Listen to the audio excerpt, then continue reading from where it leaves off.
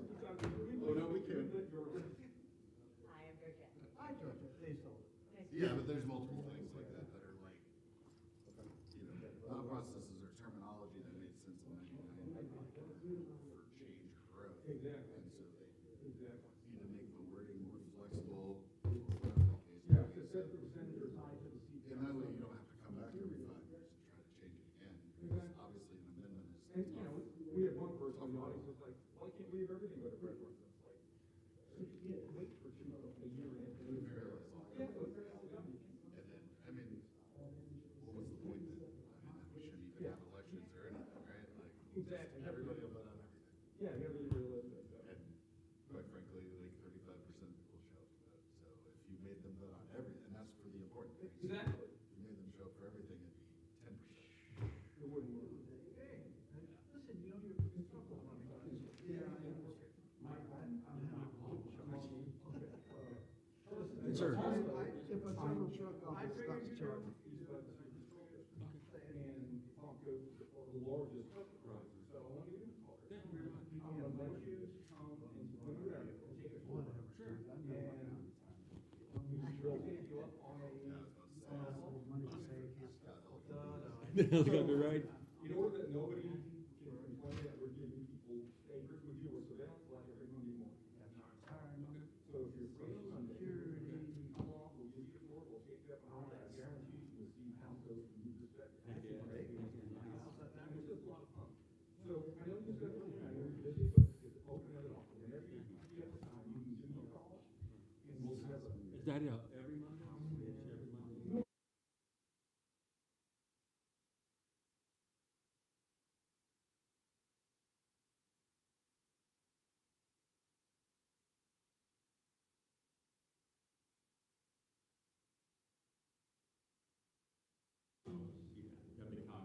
Yeah, so since we're doing it anyway, so maybe we'll get somebody else on after, so you're really surprised that that's what we do. Fantastic, looking forward to it, yeah. Mondays, I'm normally, with council all day doing one-on-ones before Tuesday meetings, but I believe we'll be able to find, not every Tuesday, or single Tuesday, we have a meeting normally on Tuesday a month or so. Sometimes you get more to help us. So I think we'll be able to work that in when y'all are going up. That'd be great. May or may not have been. Hey, That'd be great, thank you. no, except there. I'll keep it close. Thank you, sir.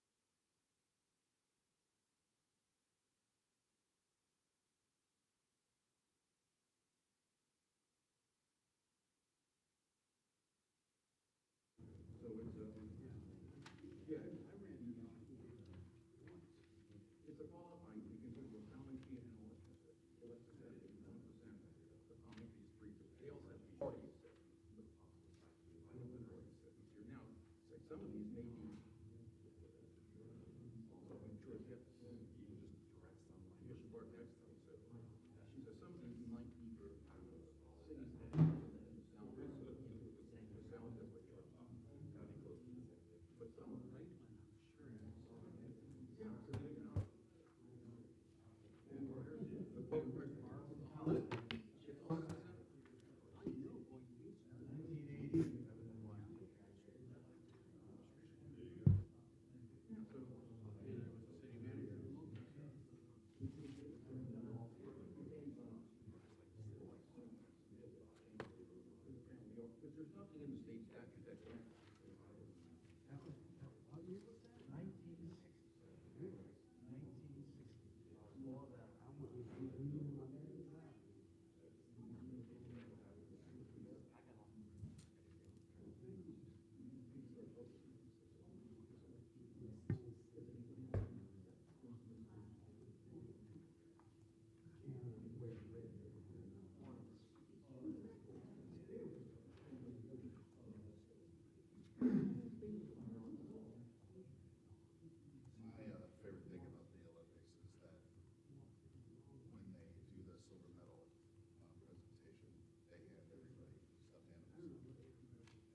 stuffed animals. Imagine the reaction of the Canadian hockey players as they are told they're second place and then they're handed a little stuffed animal. Well, the stuffed animals also go. They're really rolling their eyes. The gold medal team gets stuffed animals. Yeah, everybody gets it, but it's a lot easier to swallow as a man. Oh, so, well, what happens when the bronze medal game is like the other team doesn't get anything, not even the study group? I think they do. I think They everybody just gets don't have it. to show us, so they're probably headed back to their. Unless you just get a stuffed animal. Almost every single person who played in the last big weather, snow in Jacksonville. Yeah, we were at the, yes, we had a Rex and Urban, Urban Rex fundraiser for, Team Northeast Florida.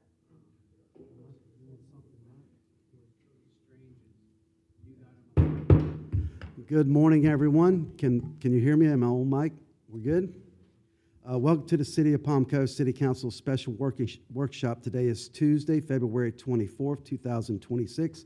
It's 9 a.m. We're in the John Netz Community Wing of City Hall. I'm calling this meeting to order. If you could, please stand with me for the Pledge of Allegiance and a short moment of silence. If you could, please keep in your heart and your prayers Keelan Pierre, the kid that just died in apparent suicide, is what they said. And the family of Natasha Harper, they just closed a cold case after 22 years. Please pray for her family and the closure that I hope they received from Sheriff Staley finally cracking that case. So thank you.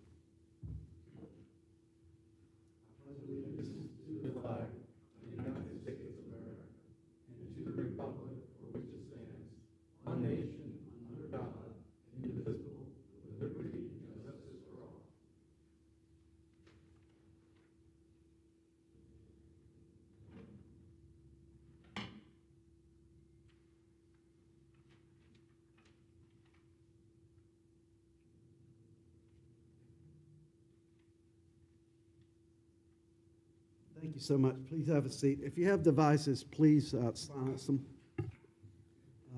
Ms. Allison, could you call the roll, please? Mayor Norris, Here. Vice Mayor Panieri, Present. Councilmember Gambaro, Here. Councilmember Miller, Here. and Councilmember Sullivan. Here. All members are present. Thank you, ma'am. We're going to begin today's proceedings with 30 minutes allotted for public participation. Please refrain from any defamatory comments and maintain a sense of decorum within the chamber. If you have any public comments to present the council, please come forward at this time. And please refrain from any items on the agenda. Good morning, Jeannie Duarte. I am requesting a written legal explanation of the following. 1, regarding the mayor vacancy language that went from a mandatory special election to a vice mayor assuming the office, as it has never appeared on any ballot. Please confirm of full charter compliance. 2, clarification on the legal status of the district's 4 appointed seat serving beyond the 2024 election, when the qualifying deadline had not yet expired, and why the mandatory special election was never called. 3, explain how this charter review has accelerated ahead of its 10-year cadence. Show full compliance. 4, justify the charter review and the current appointed council and the appointed charter review member composition, which is entirely appointed from internal city committees. 4, explain where the charter requires us to hire a charter review committee moderator. 5, why the last charter review of 2018 had no required public charter review committee, nor did the 2024 referendum that appeared last year, or 2 years ago. Thank you. Thank you, ma'am. Anyone else for public comment? Yes, Mr. Davis. Not related to the agenda, right? Nothing on the agenda. Only thing on the agenda today is the charter review. All right, I won't talk about that. Good morning, Mayor and Council. My name is Jeremy Davis. I am a Palm Coast resident and have been addressing documented drainage and permit record concerns with the city since August 2023.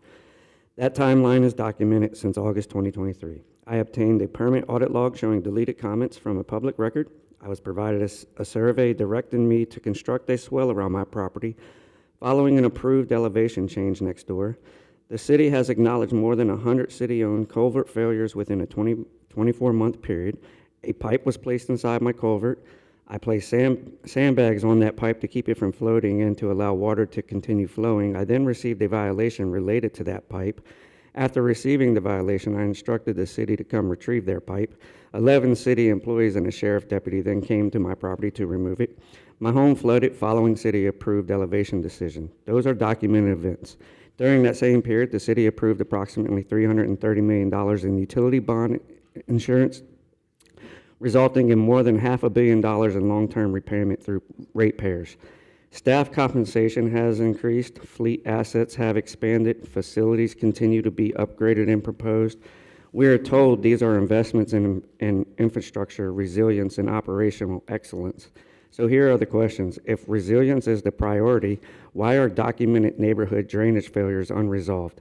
If transparency is the priority, why were permit notes removed from public view without clear explanation? If physical responsibility is the priority, where is the single consolidated public document that clearly shows total bonded debt, total pension liability, and total long-term obligations in a format residents can easily understand? I do have a meeting scheduled with the city manager regarding these issues. I appreciate the opportunity to meet. But after 2.5 years, I have to be honest, my confidence that this will result in meaningful resolution is low. And that should concern everyone in this room because when the administrative process fails, the only option left is litigation. We all understand how expensive litigation is. It is expensive for the resident, it is expensive for the city, and ultimately it is paid for by the taxpayers. Make it make sense. Why should the path to basic accountability require court filings, attorneys, and years of additional expense? Why is resolution through transparency and documentation harder than resolution through litigation? You often say public participation strengthens community trust. Participation requires information. Trust requires consistency. Accountability requires preserved documentation. I have been consistent since August 2023. I am simply asking the city to be the same. Thank you. Thank you, sir. Anyone else for public comment? Yes, Mr. Stone.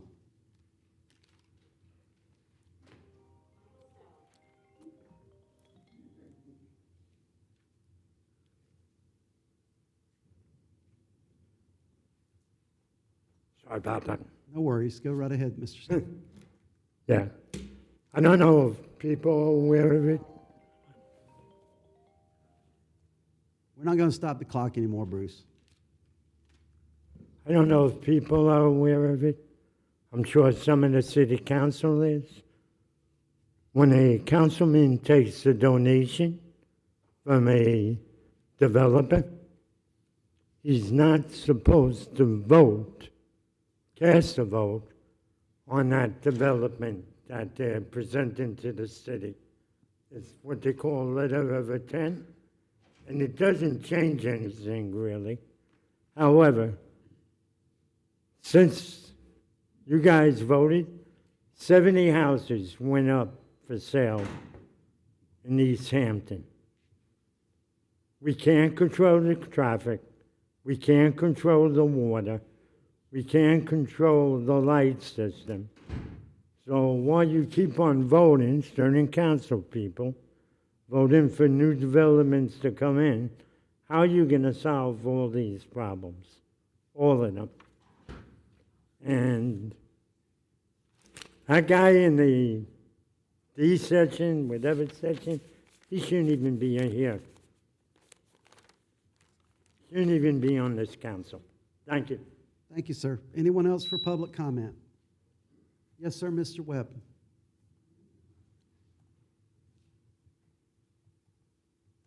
Good morning, Mark Webb, Palm Coast.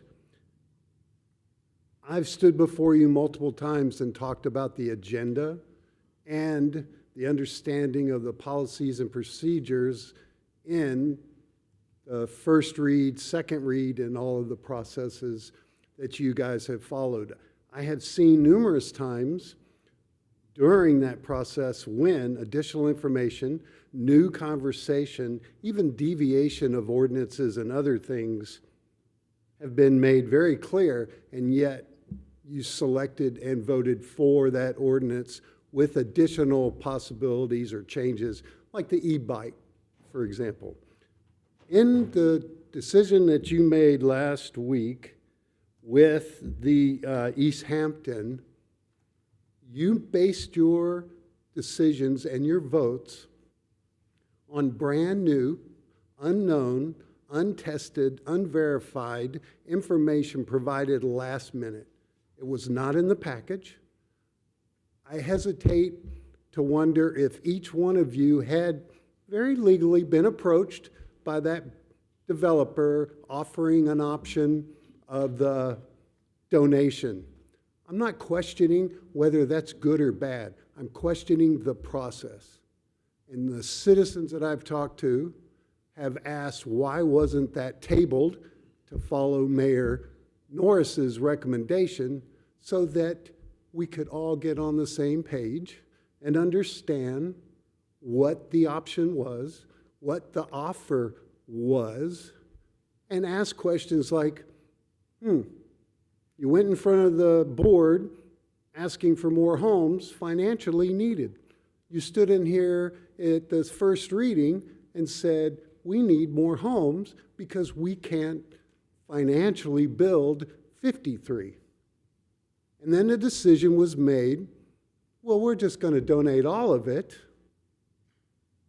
for the value of the residents, and that affected the vote. I'm not questioning the value of what they're trying to do. I'm questioning the process.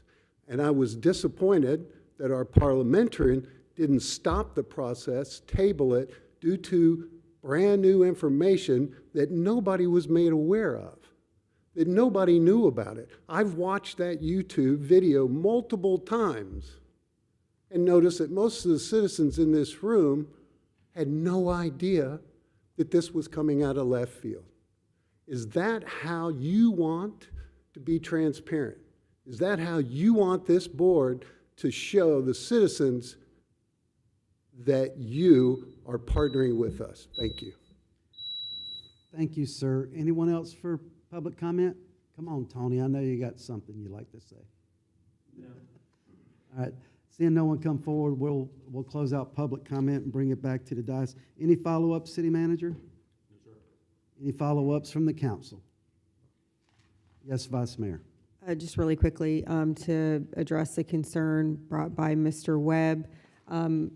I trust that you have watched the video multiple times, and if you have, then you saw that the approval was specifically contingent on the property actually being donated. So I know that we've seen some things on social media that state otherwise, people asking for quote-unquote proof that they're actually going to donate the property. I think it's very important that people understand that our vote was conditional on them donating the property.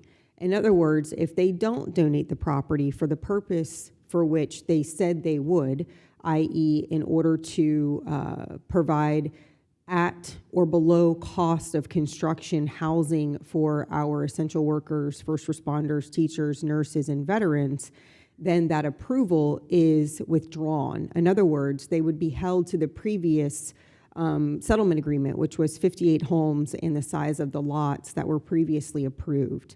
Therefore, it's very important that our constituents and our residents understand, if they don't hold up their end of that bargain that they came before this council and said they would do, i.e. donating that entire piece of property to a nonprofit for this specific purpose, they do not have our approval as we voted on last week. So I think that's very important for people to understand. That was actually the crux of what we voted on. I suggested that it be conditional, and Councilman Gambaro amended his motion.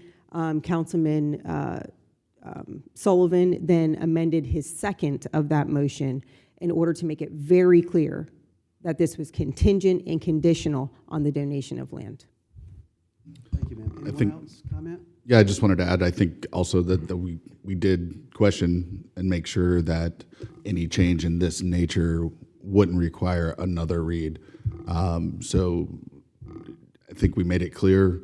We checked to make sure that that was the correct procedure, and then we moved forward with the amendments that were made that are conditional. Anything else from the council?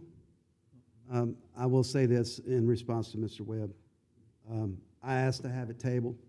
I had not received that letter of intent, and I'm along with you, Mr. Webb. I don't think we should do business like that, and that's not my philosophy, and I tried to do the right thing. So with that being said, we'll move on. I'm sorry, Councilman Gambaro, did you have anything? No, sir. Thank you. Okay, we're going to move on to presentation. We only had the presentation, the Charter Review Committee report. And before we begin this discussion, I would like to see if we could come to a consensus that we're not voting today. I would like to ask if I can get consensus that we will go with a supermajority on any items moving forward when we have our business meeting to vote on these possible charter amendments. Can I get consensus for that? Well, Mayor, I would agree that we're not voting today, but we are getting consensus. It doesn't require a supermajority, and Mr. Duffy can correct me if I'm wrong, but a simple majority for the items that we're going to move forward for with regards to consensus is what we have done previously. It shouldn't change today. Okay, I just want us to have, because 2/3 of our city council is non-elected members. And when we go to put something on the ballot, I want the people to know that we are doing what the city wants us to do, and that's flat out. It should be a supermajority. Just for clarity, two-thirds are not unelected. There's three people, so it's. Yeah, two-fifths, I'm sorry. 2/5 are not elected members. So. You don't have my consensus for that. It needs to be a majority, as we've always done. I think, Mr. Mayor, just to kind of answer, so we're going to decide kind of what goes forward, right? We're going to wade through all this and try to figure out which ones go forward, and then the residents will then vote on all of those things. So I think there's already a couple hurdles here, and I think probably I agree with you that the ones that do go forward have to be very, very precise. We shouldn't be putting willy-nilly anything on this. We're gonna have to wordsmith anything that we come. 100%. We're gonna have to wordsmith and make sure it's the correct. Yes, it has to be. The intent has to be clear. The outcome needs to be clear with everything, so that there's no confusion going forward. Because confusing or vague wording, that causes conflict when people interpret things differently. So I agree that I think we should be very careful. I don't know if we need that extra step of a supermajority just because there's already going to be a couple hurdles we got to get over just to get it on a ballot. Well, we just the first read of the ordinance for the possible sale of the city utilities, and we said the city council, it needs to have a supermajority vote just to move forward on something like that. So I feel this is the same thing. We're talking about charter, basic documents for the city, and I think it should be, 4 out of the 5 people on the council should agree with those things moving forward. Well, the whole point, though, Mayor, is that any charter amendments do have to be a referendum. So we are putting it in the hands of the residents. So to say that, I mean, you're talking about an ordinance that we agreed to move forward. Right now, we don't have an ordinance that says that anything that the council decides to put on a referendum has to be done by a supermajority. So, I mean, we don't have a policy in place for that right now. That's why I'm asking for consensus, because we don't have a policy, and it could just be a simple majority vote. I'm saying I would like it to be a supermajority vote. So I guess If you guys don't agree to it, that's fine, we can Are move you- forward. Mr. Chairman, Yes, sir. you're talking about when we finally decide which items are going to go forward, Yes, sir. not today's vote. Yes, sir. I guess my concern is that there would be, You're fine with it? I could- Okay. when So we what happens- decide on what's going forward to the. what happens if we have 3 of 5 that say yes to something, but then the residents would have voted yes to it if it would have gotten on, but it didn't because it wasn't 4 of 5? That's the concern. You know, because you would have 51% of residents say yes to something, but we didn't get it through because it required 80% of this board. I think by doing that, you're taking less power out of the residents and putting in more power into 5 people. I mean, the whole point of this is to put the power of what is on the charter in the hands of the residents more. And so by requiring a supermajority, I believe that you're kind of taking away from their ability to make those decisions. I'm just saying it should be my approach is it should be a supermajority to even get on the ballot. Plain and simple. But if I don't have consensus, you said you're okay. Councilman Miller, you're not okay with it, or are you okay? I'm not okay with it. I agree with the sentiment that it should be it's a high hurdle, right? To make a change to the charter, that it should be a high hurdle. I just think if we're going to let the residents vote on it, right, through a referendum, if they're going to vote on it, then they're going to be the ultimate authority. So requiring that 4 out of 5 of us vote yes, and then the residents vote 51% seems like too much. But I agree that any changes should come with, you know, a process that it's clear.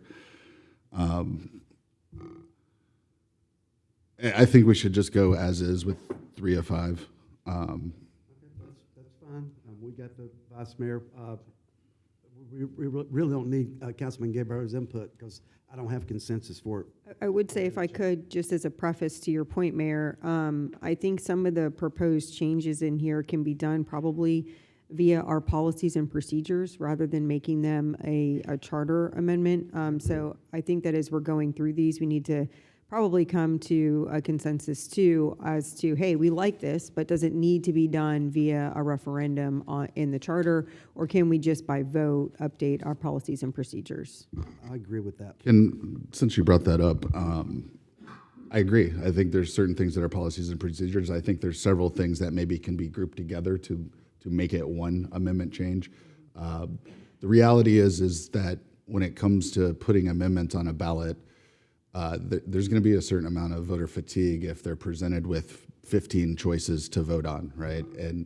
And I know if I see that, I know I might just say, I don't know enough about these topics. I'm just going to skip it. And so I just want to caution with what we're bringing. Make sure that we're concise. They're very specific. The burden for changing the charter should be high, so it shouldn't be 20 different things, especially when having that situation could make the very important ones not go through because people skip them or things like that. And so I would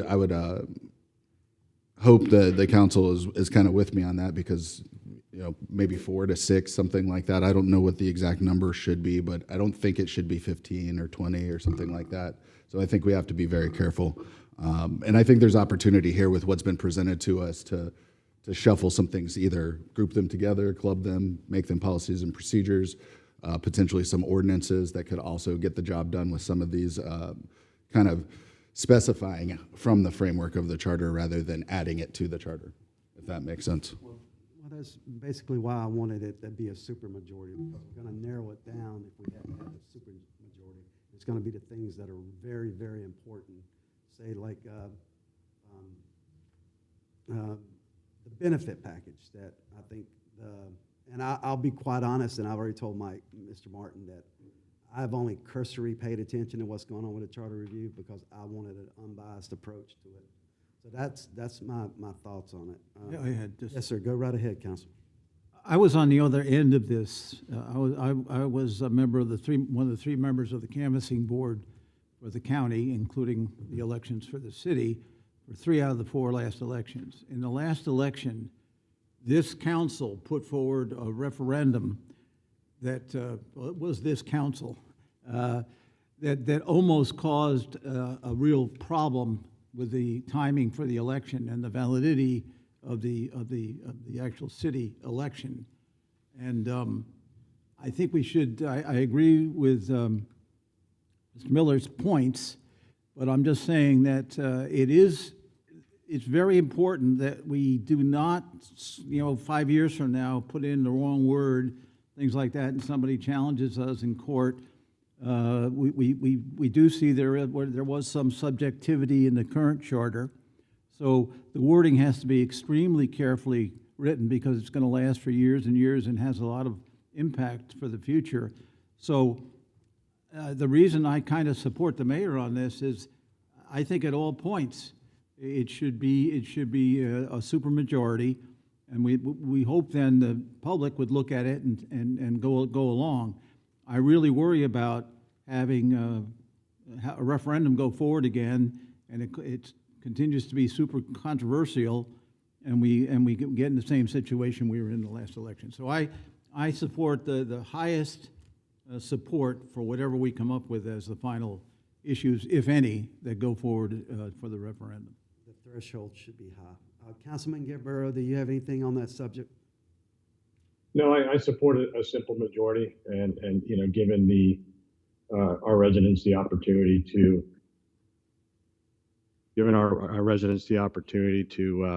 to have the final say, at the ballot box.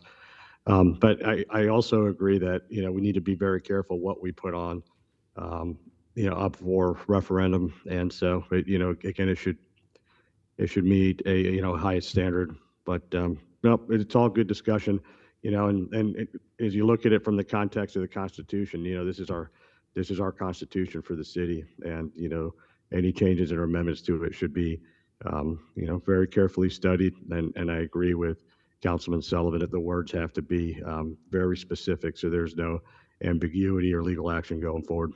Thank you. All right, thank you, sir. Dr. Dumont, welcome to our city council chamber. I would like a little bit of follow-up on what Mr. Duarte said, because the only version I've ever looked at on the city charter was the one that the city clerk sent me when I was preparing to run for office. And that's the only one I look at. I don't look at the other versions, ones in the past. Can you verify from what you've conducted with our volunteers, has there been changes to our city charter without it going on the ballot for the residents to decide? Have you seen any evidence Legally, of that cannot happen. It did not happen. Legally, you cannot change the charter without it going to referendum for the citizens. Okay, I just wanted to make sure up front that, the version I have is there's a special election for the mayor.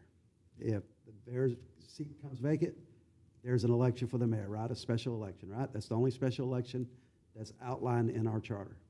As currently written, correct. Thank you, ma'am. So with that being said, you can start your presentation. Good morning, everyone. My name is Dr. Dumont. Just call me Georgette. I have had the pleasure of working with this fine group of people for the last 6 months, gotten to know them well. They were charged with reviewing the city's charter. For the charter review, it was within the 10 years, but it doesn't say it has to be every 10 years. It can be within 10 years when it is decided that it needs to be done sooner than a decade. The memo that you all received is the results of the 6 months' worth of work, and the proposed changes are in order of importance, decided by the committee as a whole. So they were in agreement that this is the order of importance that they think these changes need to be addressed. To give you a little background, we held 3 different town hall meetings with citizens. The first one was rather well attended. Attendance tapered off a little bit, and we had a lot of the same people. and the same concerns mentioned at each one of those town hall meetings. Those concerns were also brought to the committee, and there were committee members who were also at those town halls. They heard these issues, and they tried to walk through the charter to address those issues, as well as other pertinent issues that they know have been going on, for example, with the filling of vacancies that are pertinent to the city of Palm Coast. So all of that taken into account, and the robust involvement that we had of citizen participation during each one of those charter review committees. These are the Charter Review Committee's recommendations to you for things that should go on the charter.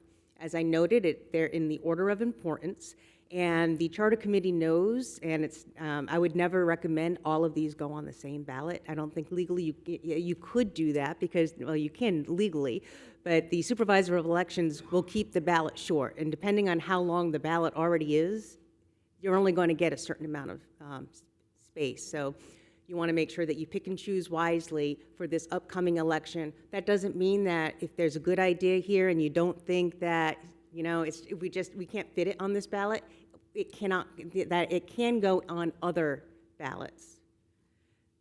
That said, pay attention to voter turnout.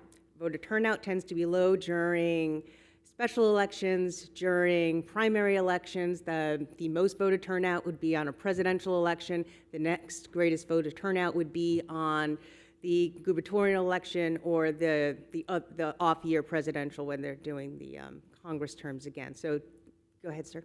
No, I didn't want to interrupt you. I wanted you to finish your thought. That was something when we started this whole thing.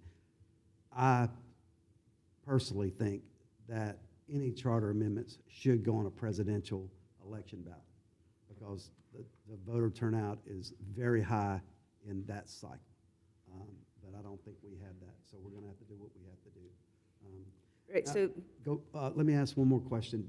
Does the council want to debate each one of these one by one, or let them present the whole thing and then come back and debate them? How would you like to do it? During the presentation, you mean? Yeah. So when she goes over proposed changes as far as filling vacancies, do we want to debate it then and now, or wait until the end to debate all of the changes? I would say one by one. One by one. That's One what by I- one. One by one. That'll work for me. okay, well, You good with that, Councilman Gambaro? Yes, Mr. Mayor. Thank you, sir. Yes, ma'am. Continue on. so with regard to the elections, you want to also pay attention to the weightiness of what is going to be proposed. So some of this is cleanup, and it does not change the intent or the action of the charter, but it does clean it up. So then, for instance, in one area, it references another part of the charter that doesn't exist. So things like that can be put off on a lower turnout election versus something that's very substantive, where you want to make sure that you get as high a turnout as possible. And each election is an election unto its own. They're changing as we speak. So as long as it is on a presidential or the off-presidential, you're going to get a high turnout. Thank you, ma'am. You ready? Yes, ma'am. Go right ahead. Okay. So the first proposed change that the committee recommends is the filling of vacancies and elections. This is one that you all know very well, that this is where, this is one of the impetuses for getting the charter review up and going a wee bit early.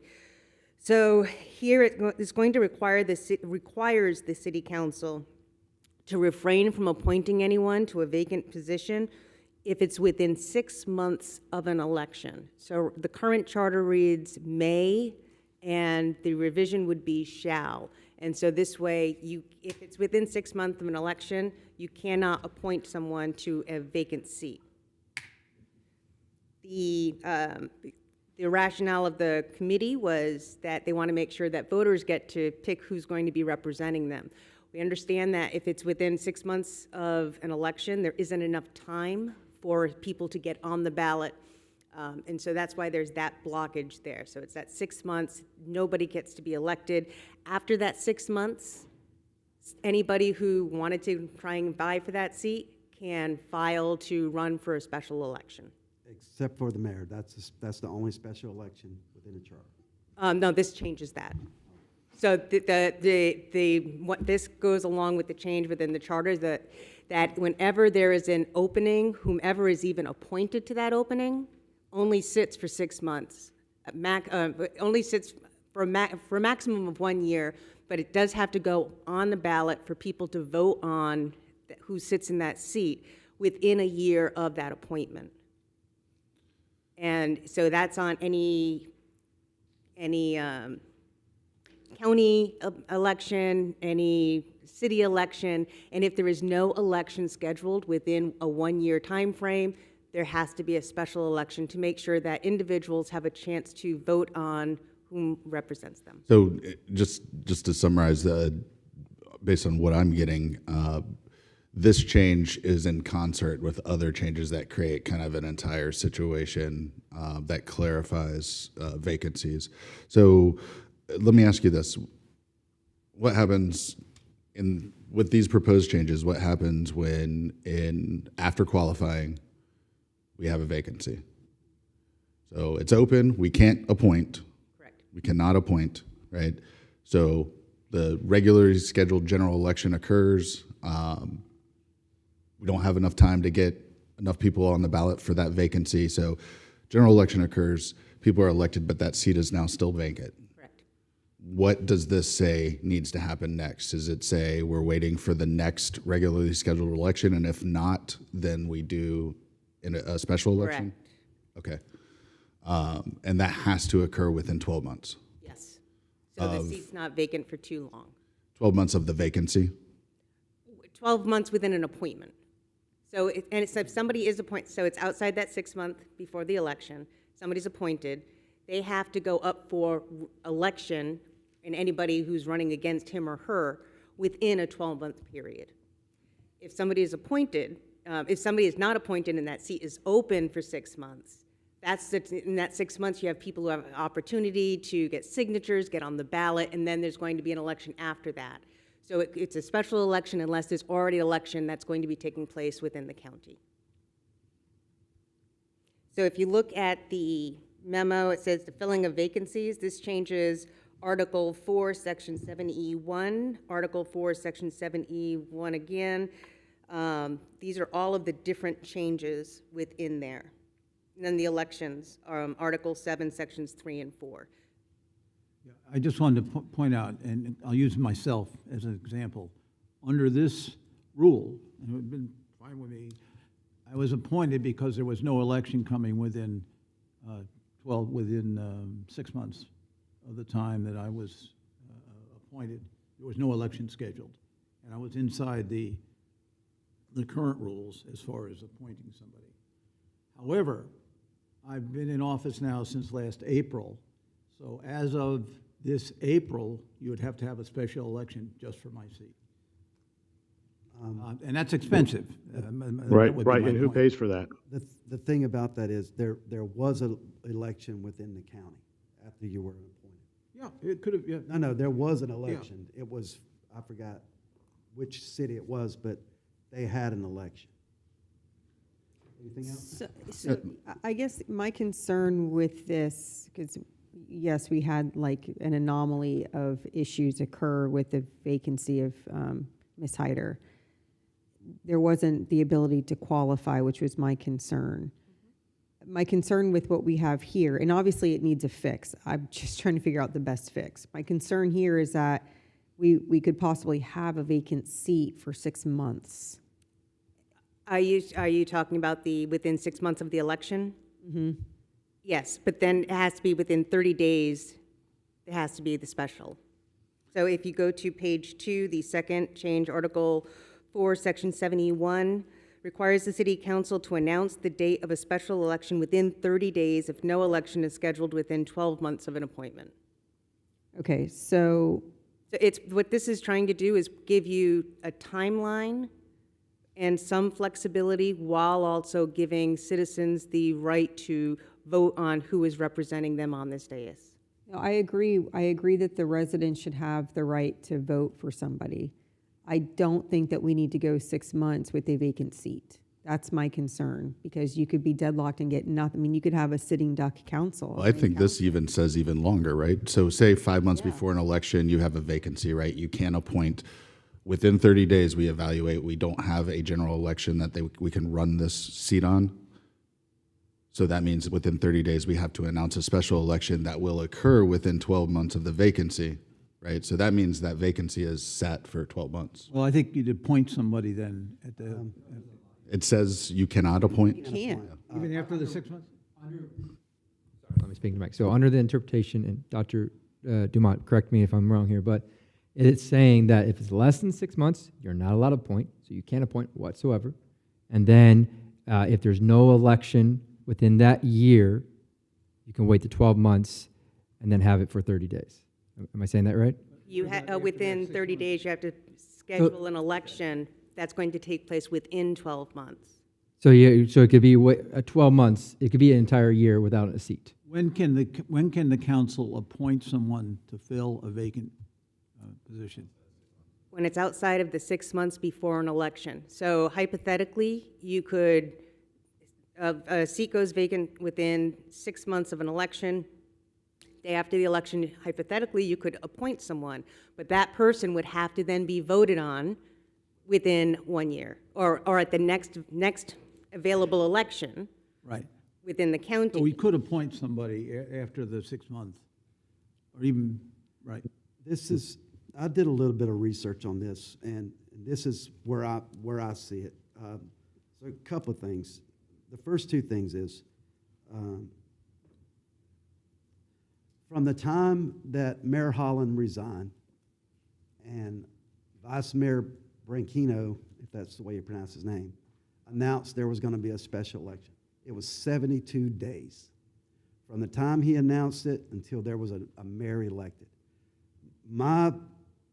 Our court case that I brought against the city, the most important thing that was said at that hearing was the city of Palm Coast does not need the supervisor of election for an election. Our city clerk is the certifying official for our election.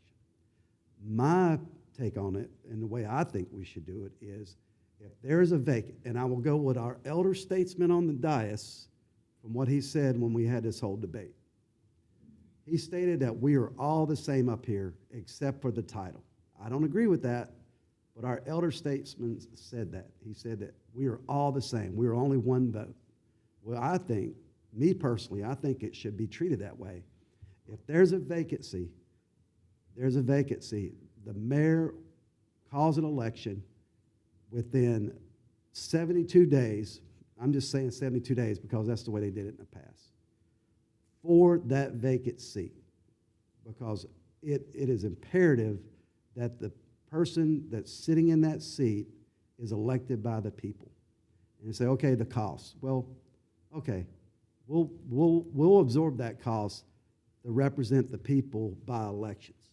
That's just my perspective. So you just say, okay, across the board, if there is a vacant that comes and there's, whatever happens, within 72, you can make it 80 days, whatever the number is, but not very much further than 60 days, you have an election to fill that seat, and that person assumes that role immediately. And that's just my stance. I don't think we should have no ambiguity in it that all seats will be elected in a timely manner.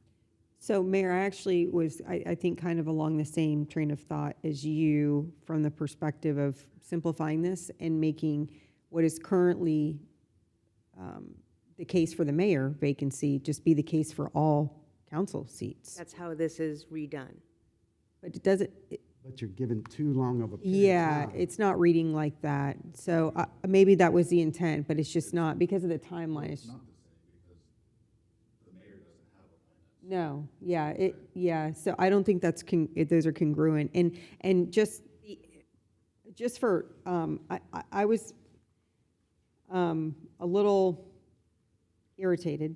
I'm going to be quite frank, not with you, Dr. Dumont, but with just how these documents were presented to us. We have asked numerous times as a group when legislative items are brought before us with changes, we need to see the track changes.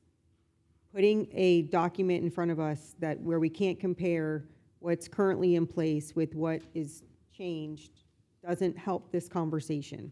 You should have, A red line, yeah. you should have received this as well. There's a red line version of your current charter. I sent that with this memo. That's why these recommendations, each one has where you find it in the charter.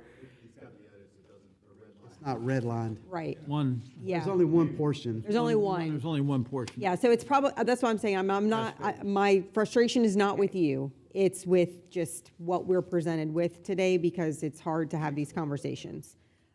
Because what I would like to do is read exactly what the section regarding the mayor says, and I think, conceptually, Mayor, I agree with you. I think that if we can have a special election for every seat that becomes vacant within a certain amount of time, or if there's already an election scheduled otherwise in the county, then we should do that. I don't know that I agree with the 72 days because we haven't talked to the supervisor of elections, and I know what you're saying about, well, the most important thing that was said, I think respectfully, Mayor, that was said by your representation. So I don't know that that should be. No, that was the supervisor of election that said that. Well, from my understanding, we need to at least consult with the supervisor of elections before we put any timeline on what she's going to be running. So that's just my point. So I think that conceptually, that's the way it should happen, but as far as timelines go, we would still need to consult with her. And we're looking at easing the qualification requirements, if I'm not mistaken. Can I get a north-south? We're looking at easing the qualifications, and we've brought that up before. I think you brought it up, Vice Mayor, as far as someone buying this seat. So we're going to ease possibly we could ease the restrictions and the cumbersomeness of, if that's a word, of getting on the ballot. But that just makes it cut and dry. If there's a vacancy within 60, 90 days, I keep throwing different numbers out there. 60, 90 days, there will be an election to fill that seat. Now, hopefully, we won't run into the situation we've had with having two unelecteds on the dais. And I think the residents would have no problem with absorbing that cost for holding a special election if they're going to get a representative that they chose. That's just my perspective. The concern with the supervisor of elections and the deadlines, that's why it was phrased, the council has to call, within 30 days, it has to call for an election. And that would be within conjunction with the supervisor of elections for the timelines, for whatever that period is. Well, see, the thing that you run in with the supervisor election, and me and Mike had this discussion beforehand, was the qualification period for this upcoming election is early June. The general election's not till November. So you got to go through that. You got to go through the primary just to get, that's almost 6 months, almost exactly 6 months. And we don't want that. Tops 3 months. And that's why it was, if within 6 months, nobody can be appointed because they can't get on that ballot for the next election. So with the wording you have, when it's all hashed out, within 6 months, is it 6 months, we will have a new representative? No, it says within I'm six. sorry, 60 days, whatever. Go ahead, explain it again. If a vacancy occurs within 6 months, a person cannot get on the ballot because the qualifying, the signatures, all of that. So the recommendation is to not appoint someone for those 6 months. During those 6 months, people who want to sit in that seat can start getting their campaign ready, start getting signatures, because they know that there's going to be an election shortly thereafter. We can tighten up the language as to if the vacancy occurs within 6 months, the next election has to be within X amount of days after the November election. We can do that. Or there'd be an opening, and then you can appoint someone, but that person would have to go up for a ballot. The goal was that there is, at no time do you have unelected individuals on the dais for a prolonged period of time. For more than a year, essentially, right? But it could be a year. It could. Yeah, I think the biggest concern is the gap in time that they could sit empty. Obviously, I think prudence would say that if there's an election 5 months and we can't get somebody on the ballot for that, we would have an election shortly thereafter and not wait the additional 7 months that are available to us. It just concerns me of like worst case scenario. I think with my proposal. Mr. Mayor, I have a question. Yes, sir. Okay. Ms. Dumont, so is there any state law that preempts, election only or, being able to call an election sooner than later? Let's say one of the constitutional officers, for whatever reason, one of them left office, certainly the governor would come in and appoint, and then it would go to the next regularly scheduled election, whatever that may be. That's the precedent from a state perspective. Is there anything that would preclude us to doing what's being discussed? To the best of my knowledge, no, and it depends on which office at the state level, on how it would be filled, but I will hand that off to the, see, I got a thumbs up from the city attorney. So you all can control your local elections and how any vacancies are filled. Okay. And we- Yeah, I just wanted to make sure there wasn't any state preemption on that as we continue to discuss this. Thank you. And I would point out that right now, we have a vacancy on the school board that's been going on for how many months now? It's been a minute and a half. Yeah. They haven't, the governor hasn't appointed anyone. Yeah, well, I wouldn't agree with that, but. No, I know. I'm not saying that. I would say my proposal, if I can get consensus on it, that's what I think should happen. And, yeah. My proposal is, if there is a vacancy that comes about on the city council, whatever day you want to come up with, no more than 90 days, with an election will be called within 90 days to fill that seat. My only question to that is, what if you're in June and you have a general election scheduled? You still want to have another election before that? Well, we can't take that chance. If everything lines up, that would be wonderful, but it's not always going to line up. Say, No matter what, 90 days. 90 days, you have somebody in the seat that was elected by the representatives of the city. I think in terms of that, on principle, I agree. Maybe the 90 days, the timeline is where we kind of hash it out. My issue with the prior kind of situation with the general, using the general, is the general has a defined timeline, right? It's qualifying, primary, general. Special election doesn't have that, so to speak. You can kind of define in a shorter term what that timeline looks like. So anything that would occur on a general, say if we were going to piggyback on some other city election, Bunnell, Flagler Beach, has to follow that timeline. But if it's a special election, we can dictate the timeline for that. So I just want to make sure that the wording for 90 days would be in scenarios where we would have to call a special election versus, I think, what you proposed where there's potentially a general that's coming up. I don't want to have a separate election a week before the general election or a week after. That seems like it would be, Well, hopefully it'll never happen. I know, but we have to consider these. But our elections are controlled at the city level by the city clerk. They are the certifying official. And, But the supervisor of elections still has to print all the ballots and distribute and verify and have all the polls and all that stuff. I on the canvassing board at the SOE's office, I signed off on this election, the one that you guys were elected on. Yeah, it's The city didn't sign off on that. you got what you need, Mark? Are we good?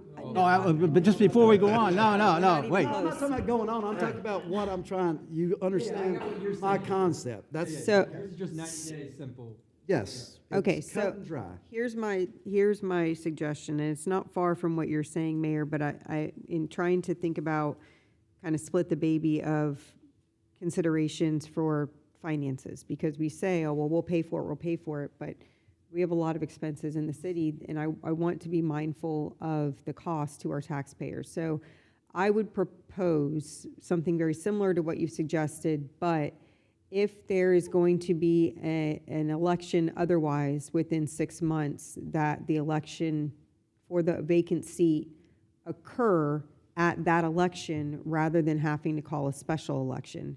If there won't be, then certainly we call a special election within 90 days or 6 months, whatever the council decides on. Now, the other thing we have to consider is what is the time period for having to qualify? So if we have a special election within 90 days, are we going to say that the candidates have to qualify within 45 days?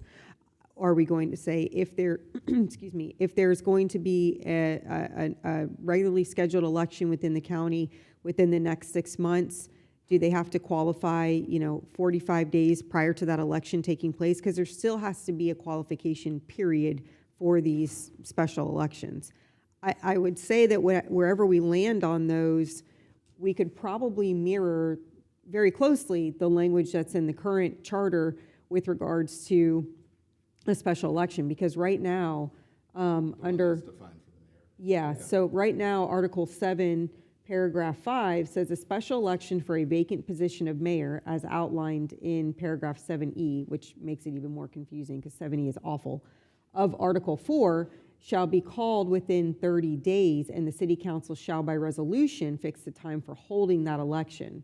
Such special election for mayor shall be for the remainder of the vacant term. So we can sub in council member, whatever we need to do with 7E, probably just maybe delete it, I don't know.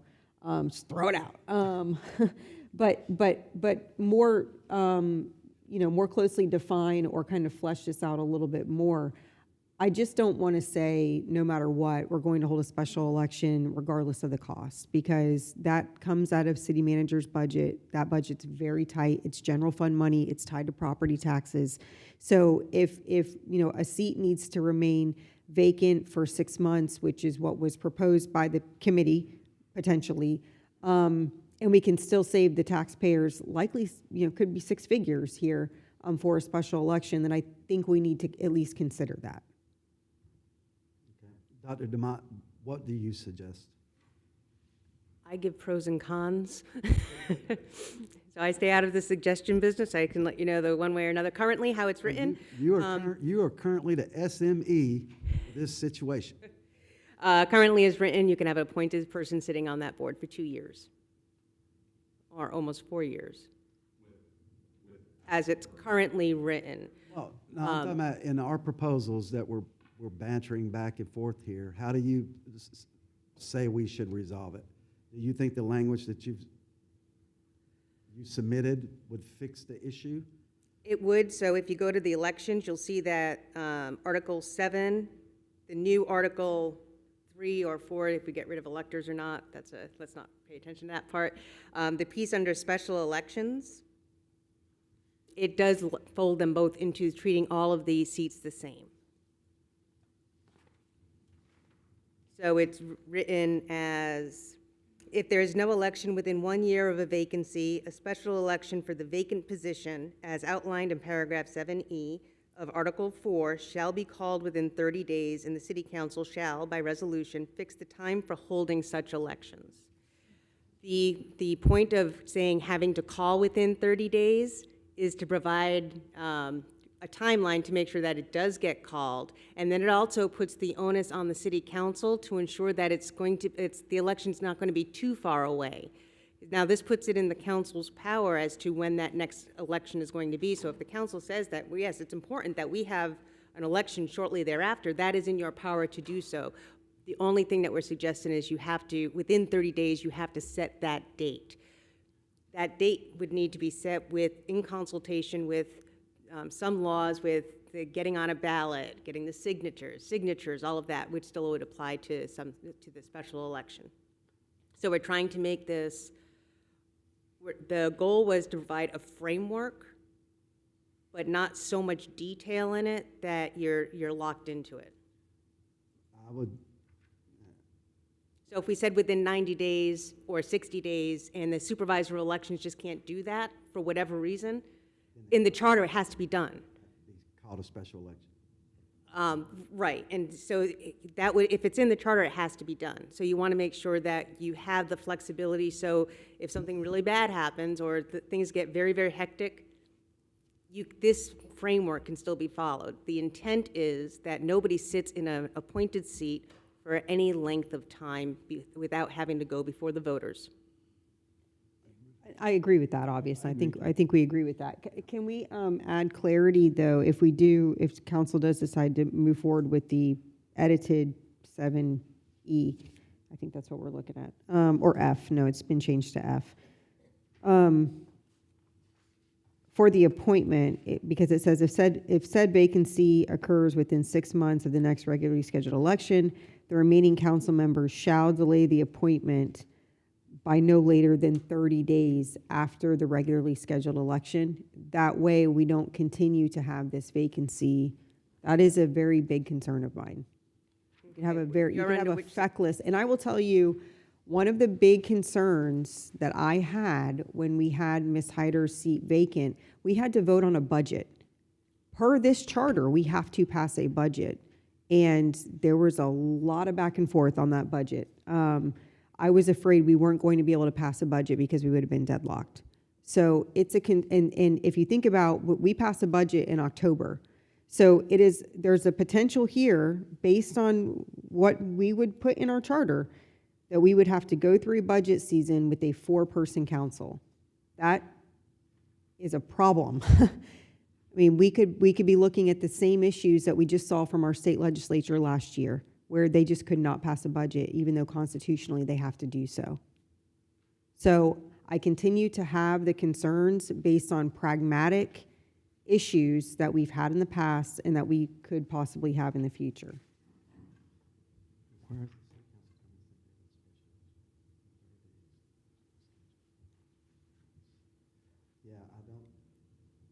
I also think, though, too, that you could appoint, even if it is within 6 months, you could appoint and then say that because I think at least from what I heard from you, Mayor, when you were running, the concern you had was that several individuals that were leaving the council were going to appoint a council member. We had a lame duck council. Correct. appointing a member of the council. Right. So it could state that they should hold office until the next regularly scheduled election, at which time a special election will be held.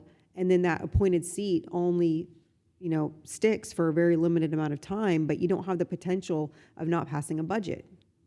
So I think that your concerns, and I think some of the residents' concerns, can be solved here, but I don't feel we're there yet based on practical issues that can arise. I think we may need to wordsmith it some more. What you think, council? What you got? Once I get direction, Ms. Pontieri, you're pretty much saying if there's nobody sitting in the seat and there is a general election that happens, the city has to have their special election within 30 days. So what I would suggest is that if a vacancy occurs within 6 months, the current council can appoint, but after the general election, within 30 days, a special election needs to be determined by the new council for that seat. That way, that appointed person is there for a very limited amount of time, but you don't have the risk of having those deadlock votes during that crucial budget period. Yeah, I think also one of the things that was said in the case was that there wasn't enough time. Right. Mm-hmm. There wasn't enough time to get someone qualified, Mm-hmm. which really, I don't really agree with that because it's not the supervisor of election. Well, It's the city. I think part of that too is just the fact that it's part of a general. So a general has a very laid out and specific timeline. Everybody else had already qualified. Everybody else was going through a primary, and then you would have a new group of people that didn't do any of that as part of the election, versus a special election where you can have short timelines. You can define, because everybody knows going in, this is the timeline. Whereas if it's a general and then we change the general to allow for a specific seat to be elected at the general, it doesn't go with the rest of the election. I think that's the biggest thing, is that it was a general. Yeah, that is the biggest issue. So we could even say for a special election that has to be held, to your point, Mayor, within 90 days, they have to qualify within 45, so that you've already got those very defined timelines. And then this person that's appointed, the max amount of time they would be able to be in that seat pursuant to that specific timeline would only be 9 months, and it would only be 3 months with the new board. What about the situation where you have a special election, person's elected, but that's only until the next general election, or is it to complete the seat, even if it's more than? A special election, you're taking over the seat for that time For the remaining, full, for the remainder of that term. even though there'll be another general election in the meantime? Yes. You earned the seat because you were elected. I agree, right? You just got elected, so you get the remainder of the Say that? time. I'm not sure if we'd have to say that, though. Well- The change has already been made in the proposed changes. Yeah. So, Ms. Pontier, then to your suggestion, would we change then, they have shall delay appointment, have we changed back to may then? I don't think so, because I think that you run into the very issue that we ran into previously. I think that if there's a vacancy, in my opinion, if there's a vacancy, it should be filled within 90 days per appointment, or 30 days, or whatever. I don't really care. That I'm not so concerned about. I'll leave that up to you guys. But it shall be made by appointment. But if it's within 6 months of a next regularly scheduled election, that appointment shall then be filled by a special election within 90 days after that next general election. That's my suggestion. Yeah, I think in reading all of the suggested changes, one of my biggest concerns was I don't think it fully addressed the exact same scenario that we just had.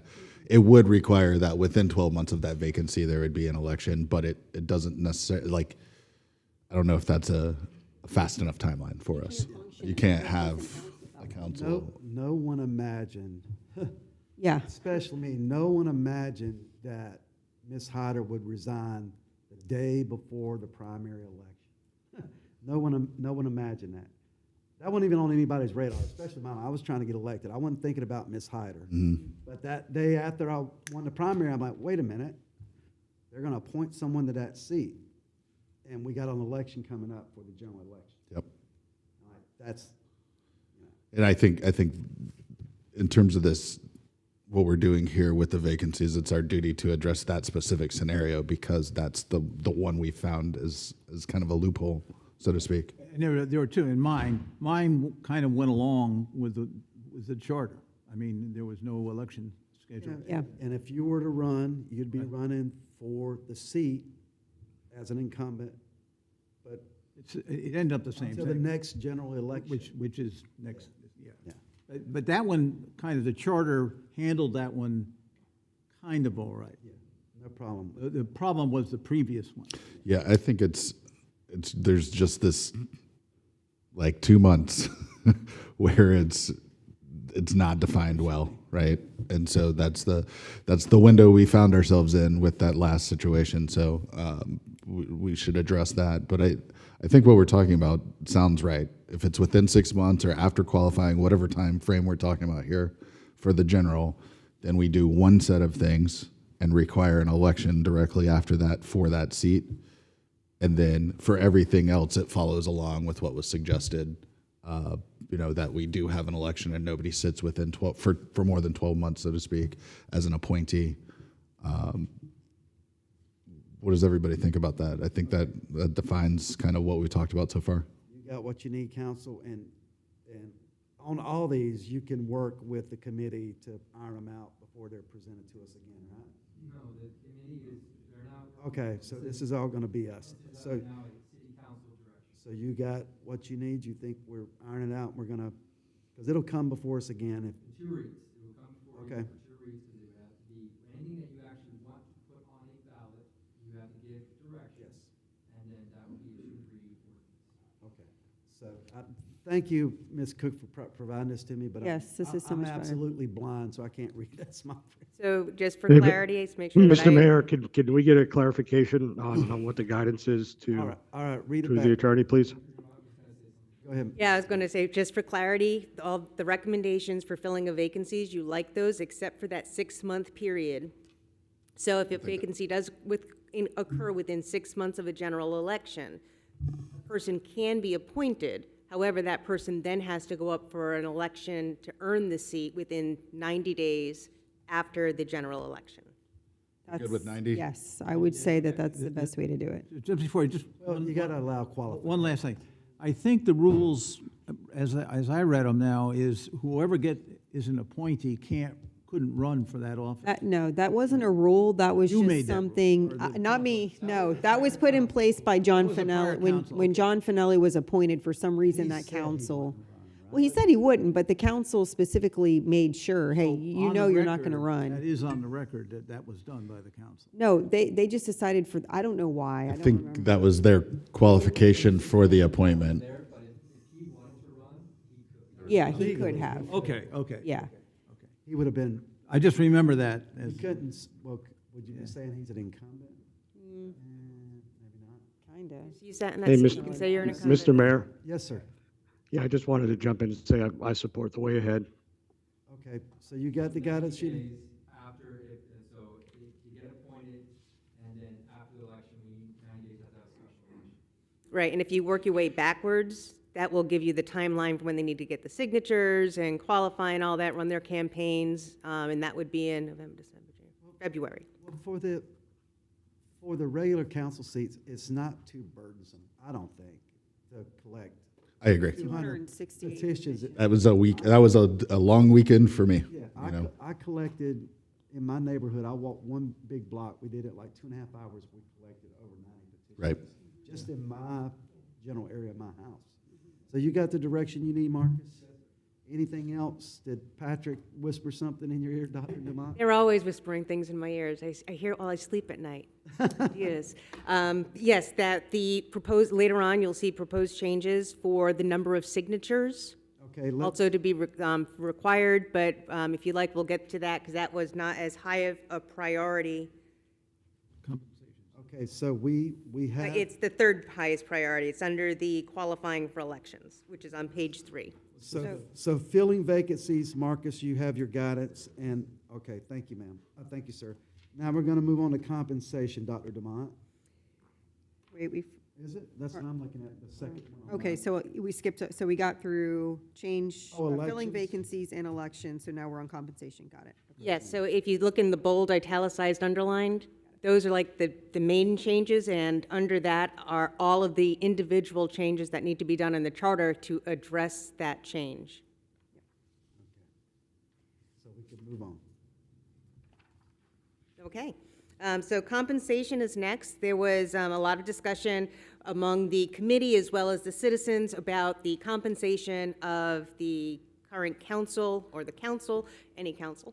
And while it was recognized that the compensation, the salaries, were way out of balance for what the council currently does, how it was, the problem was that there's no automatic salary increase or salary adjustment over time. And so you have these long periods, the value of your salaries go down, and then you have this one big tranche of what seems to the public to be a lot of money that people are they're voting on their own raises to be raised.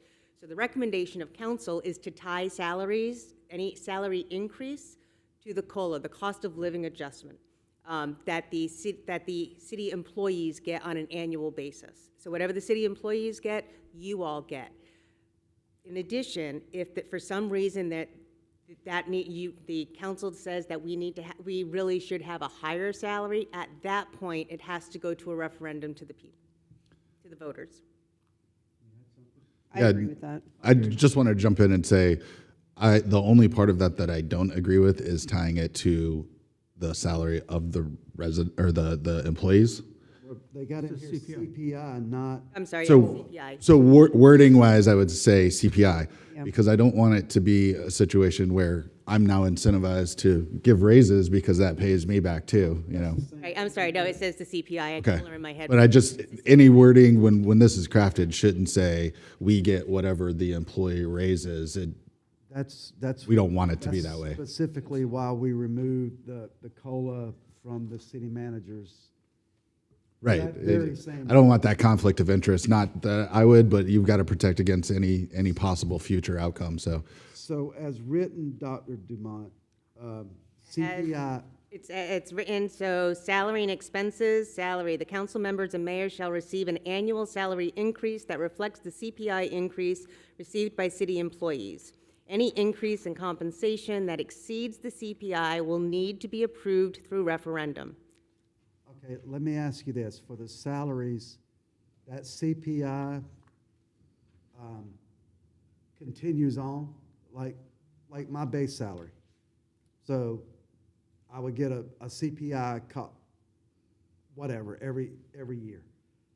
Going forward, that means the mayor's salary is going to increase every year depending on CPI perpetually over Correct. time? Yep, For so this way it always stays in balance, and what happened last time doesn't have to happen again, where it seems like these huge raises were voted on, but it's because it was for so long, there was no increase. And this takes it out of the hands of the, you all voting yourself raises, and if you choose to do that, then it has to go on a referendum. Right, so if you want to do anything above that, then we have to go to the people. We should never be voting on our own raise. That's my opinion. Because before it was by ordinance. The city council pay raises will be by ordinance, and they had never done it. And then all of a sudden, they're like, hey, here, and we're gonna add in health benefits too. Yeah, and this is going to negate or void out that ordinance. The other piece is receiving benefits, including health insurance and retirement benefits. Since, Mr. Mayor, you brought that up. We don't receive retirement benefits, so I'm fine with striking that since that's not something we get already. Okay, so the committee recommends that it prohibits the city council members and mayor from receiving employees' benefits, including health insurance and retirement benefits. The actual wording in this one. Benefits. Elected officials shall not be eligible for employee benefits, including health insurance or retirement benefits, so it's the same. Yeah, I mean, it's encompassing everything, even though we don't already receive that, I guess, is the. Well, Because there was, in the conversation, there was concern that you can not get, you can say, don't need the health insurance, but you can get the monetary value of that health insurance as an additional salary. so I agree with no retirement, even though, just so everybody knows, at the county, they make a lot more money and they also get a lot more benefits. You can attest to that, Councilman Sullivan. I am fine with no retirement. I am not fine with no health insurance, but I don't know if you can keep the health insurance but do away with the cash equivalent. Can you do that by law? We don't receive a cash equivalent. I didn't think As so, it but I don't is. I don't know. think you do. I don't use the healthcare and I don't receive any extra money for it, so, Okay, yeah. yes, No, so, we don't. But I'm fine with it since we don't get it to codify it that, There was one Inter-council. dissent in that. One dissent on the committee, that was the only dissent, was the health insurance, teetered back and forth. Couldn't really decide, but did ask me to note the one dissent. Mr. Mayor? Yes, Councilman. Yeah, I've got a quick question of Dr. Dumont. So are members of the legislature that, do, it's considered a part-time job when it's really not, do they receive health benefits? for the state, is that the For the question? state legislature, yeah. Do they receive state health benefits? Yes. Okay. What about our county commissioners, members of the school board? County commissioners do, Yes. if they, Okay. if, And school board? and they make a lot more well, money than this, too. the county commissioners get a reduced rate, but they still have to pay a monthly fee. Well, I mean, you do for health insurance, They too. have Yeah. access to the insurance. Right. Yeah, They have you access. still pay for it. Yeah. Yeah, Do we know about the school board? the school board Dr. does. Dumont? They get the benefit. When I look at and everybody knows, when I'm talking about staff and people, I always refer to total compensation. And I think that when you elect people to a position like this, civil servant position, you expect those people to be somewhat successful. You're not electing Joe Snuffy the ragbag that's a vagrant to fill a city council seat. You're hopefully elected someone that has a successful life, a successful career, and don't need those benefits. But everybody's situation is different, but I personally, and I'm different because I did my time, I earned my benefit for healthcare and all that stuff, so I'm gonna have to defer to you guys what you think we should do on that. Well, Mr. Mayor, Yes. With regards to, so, I mean, you've even made the statement, right? We're having a hard time getting people for run for city council offices as it is. And, you know, what if there's somebody that's a working professional that, you know, would be happy to do it, but, you know, this is, you know, an added benefit. Let's say they're a small business owner, right, in our community, but they want to still participate, you know, as a public official. You know, I think if you remove the healthcare, I mean, I agree with the retirement benefits, but I think if you remove the healthcare, it could, you know, further limit the pool of people they might want to serve. Because what we don't want is, you know, a council necessarily made up entirely of people that are retired, right? And our council reflects that. We've got a combination of you know, working professionals and folks that are retired. So I think that's a good blend. But, you know, I think if you take this away, it could, you know, even further reduce the number of folks that might be interested in running for office. And in comparison, right, the school board, the county commission, the constitutional offices, and state elected positions all offer that as part of getting elected to office. So I just wanted to throw that out there for consideration. Thank you. Yes, thank you, sir. The one saving grace on that is your term limited to 8 years. You're not going to be siphoning those resources from the city, but only 8 years, and then you're out. Right. Unless Sure. they offer some type of COBRA, which I don't think they do. So I'll leave that for consensus among you. Yeah, I think from what I'm hearing is we're in agreement to make sure there's no retirement, make sure there's no cash equivalent, but keep the health insurance. That would be my suggestion. Yeah, we've never had the cash equivalent. No. It's currently in the policy that you can. I think it was in the ordinance, Right, but so the it's city never been council members exercised. and the mayor may opt out of the plan and receive the opt-out amount established in the plan. Okay, so we're scratching that. Yeah. But now, do you want to scratch it in here, or do you want that included in the charter? That's one of the changes. Currently is not in the charter at all, it's in an ordinance. Right. It's an ordinance. So that could be a decision of this Oh, I'm saying, say, hey, we'll do it in an ordinance and not do it. So you're going to say specifically in a charter that you can't do it, which would negate that ordinance. Yeah, but what I'm trying to say is you have options. Yeah. So this could be an option where like, hey, we won't add it to the charter, what we'll do is we'll change the ordinance. So this is a question, though, that I think pertains to everything that we're going to be reviewing today. Is this something that's charter, or is this something that's ordinance or policy? And, you know, so do we want to put this in a situation to where it has an extremely high burden to change, right, a referendum?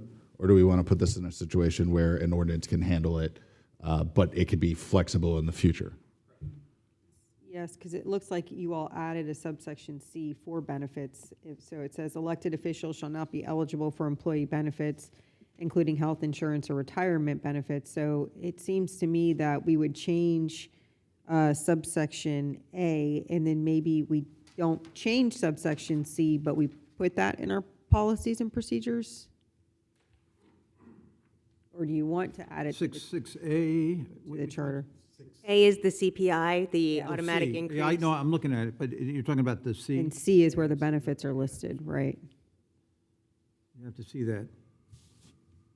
In the red line. I'm looking at the new language. I honestly don't care This either is way, the because line. I think for a referendum, we could make it very clear where it says salary for city council shall not be, increased more than a CPI without going on a referendum, and elected officials shall not be eligible for retirement benefits. I think that's very easy to put on a ballot, very short, so I don't care either way. I'll defer to you all on that. I'll say put it on the ballot so that the residents will see that they're voting, that you're not padding the city council. Yeah, we can lock this in. 6C would go on the ballot. Can I just add one thing, Dr. Vermont? I think this is probably just good to know, like, can you explain to council, like, what is the average you see on ballots for charter amendments and stuff like that? So they have an understanding, like, How many items are on typical?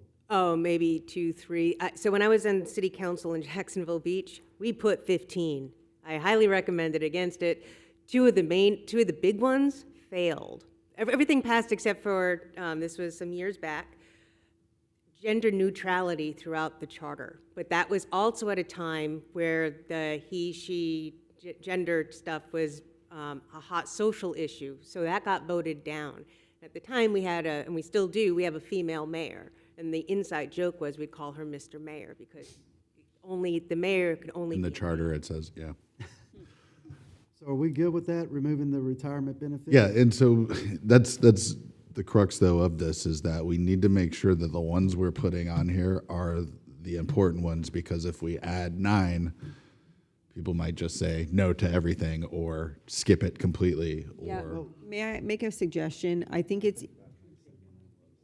easier to say, let's go ahead and agree on the changes, and then when this comes back, we Rate can 'em. decide, yeah, what's gonna be on the ballot and what's gonna be in policy. okay, I agree with that.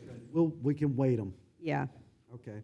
Right, so for this one is, CPI, but not equivalent to staff, not tied to staff, CPI increase, and then no retirement. Yes, sir. And Basically be 6C. adding, yeah, we would add 6C and amend 6A. So you want 6C, but Eliminate you it. want to remove health insurance? Correct. Retirement benefit. Well, no, she's saying remove from Remove what? health one insurance, keep says health. retirement benefits. Written that. Yeah, Okay, and so that would also mean if you do not want people to get the cash equivalent, the ordinance would also have to be updated. So that, you'd want to tie those together. that's Marcus. Are we good to go? and we could probably amend that ordinance in advance before the, right, because we don't need the amendment to remove that portion of the ordinance, right? Okay, we're in consensus? We're good? You good, Councilman Gambaro? We're good, Mr. Mayor. Thank you. All right, we're moving on to city council qualifying for elections.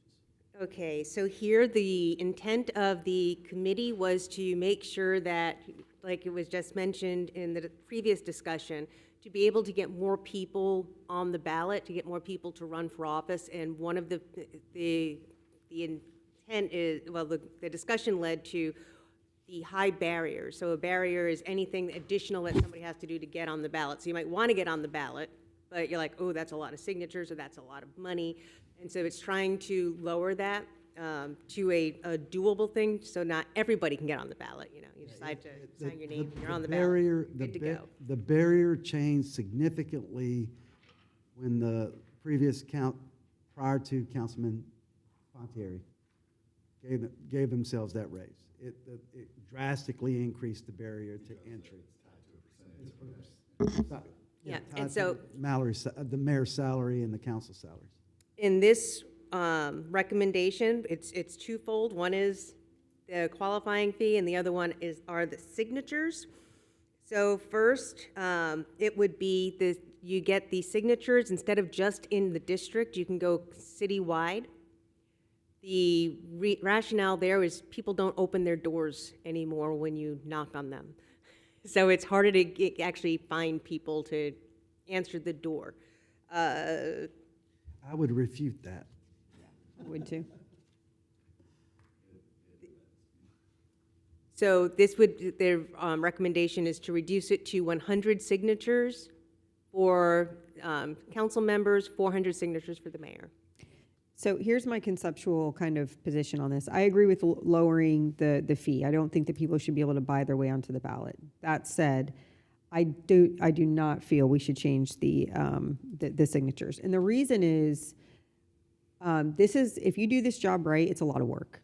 And it's hard at times. I don't think that we need to be lowering the amount of work that somebody should do to make their way on the ballot. The financial piece is one thing. I don't think somebody's ability to pay is tied to their ability to work hard. But getting signatures specifically from your district, I think, is incredibly important. So here's I'm willing to kind of go either way on this. If we make it citywide, I think the number of signatures needs to go up because it's now easier. You're getting them citywide. If we are going to keep it within the district, which I would highly, highly recommend we keep it within the district, I think the petitions should stay exactly where they are. I would kind of concur with that. I don't think this is a high barrier. I don't think so. And also, I think the lowering of the dollar value will just result in people saying, my ROI, my time spent to go knock on doors and get petitions is not worth is worth far more than $100. I'll just pay the $100 and I will never go knock on doors. I think it's appropriate to have some barrier, like you said, because this is a test to see whether you deserve to be on that ballot, whether you should be elected.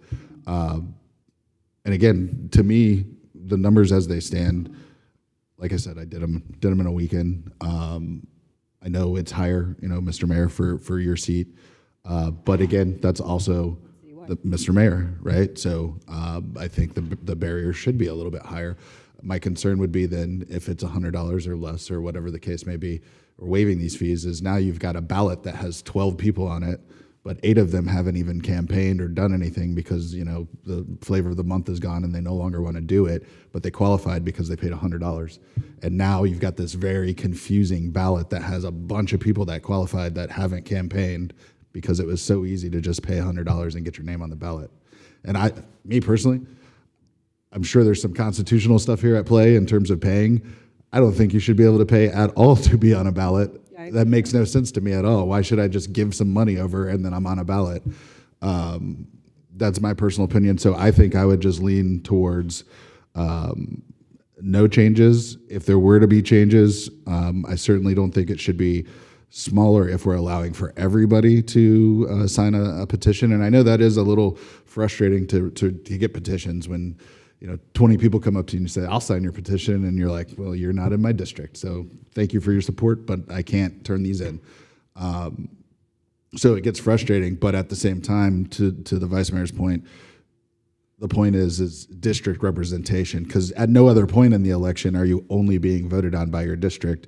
It's just for these petitions. So it gives a little bit of direct representation of that geographic area within Palm Coast. And while we're a city that you wouldn't say has many different issues across the city, we do. We have canal areas that are different than the far southern reaches of Palm Coast, and I think some of the concerns are different, right? Airport, Ralph Carter Park. Right. All those You are got- central to those areas. And I think that Right. when you knock on those doors and you are forced, and I say forced because when you're knocking on doors, people do talk to you. That's a good thing because you're getting a flavor of what those specific issues from those residents actually is. I would agree that you could, from my personal experience, I could have an idea of what I think, where people stand on issues, and I found out real quick exactly where and some of them differed from what I thought they would be.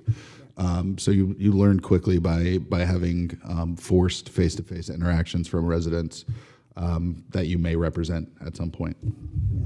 I'm kind of listening to what everybody's saying. I leave it the way it is. It's fine with me. Remember when you run from the county, it's Quite a bit more. a bit more like over 1,000. Yes, over 1,000. 100%. Yeah, it's Well, it's 960 similar because plus it's a percentage of their electorate, which is a larger group of people. It's the percentage of the electorate. Yeah. Yeah. As currently stated in your charter. Correct. Yeah. That's what you Well, wanted. that's what I'm saying is that for county, it's similar. It's just the electorate is larger, so that's why their numbers are much larger. Same reason why the mayor is larger than a council. I'm fine with Yeah, for this past election, my number was 699. I turned in 818. My suggestion would be keep the petitions at the district level because I agree, you should be interfacing with the people you're going to represent.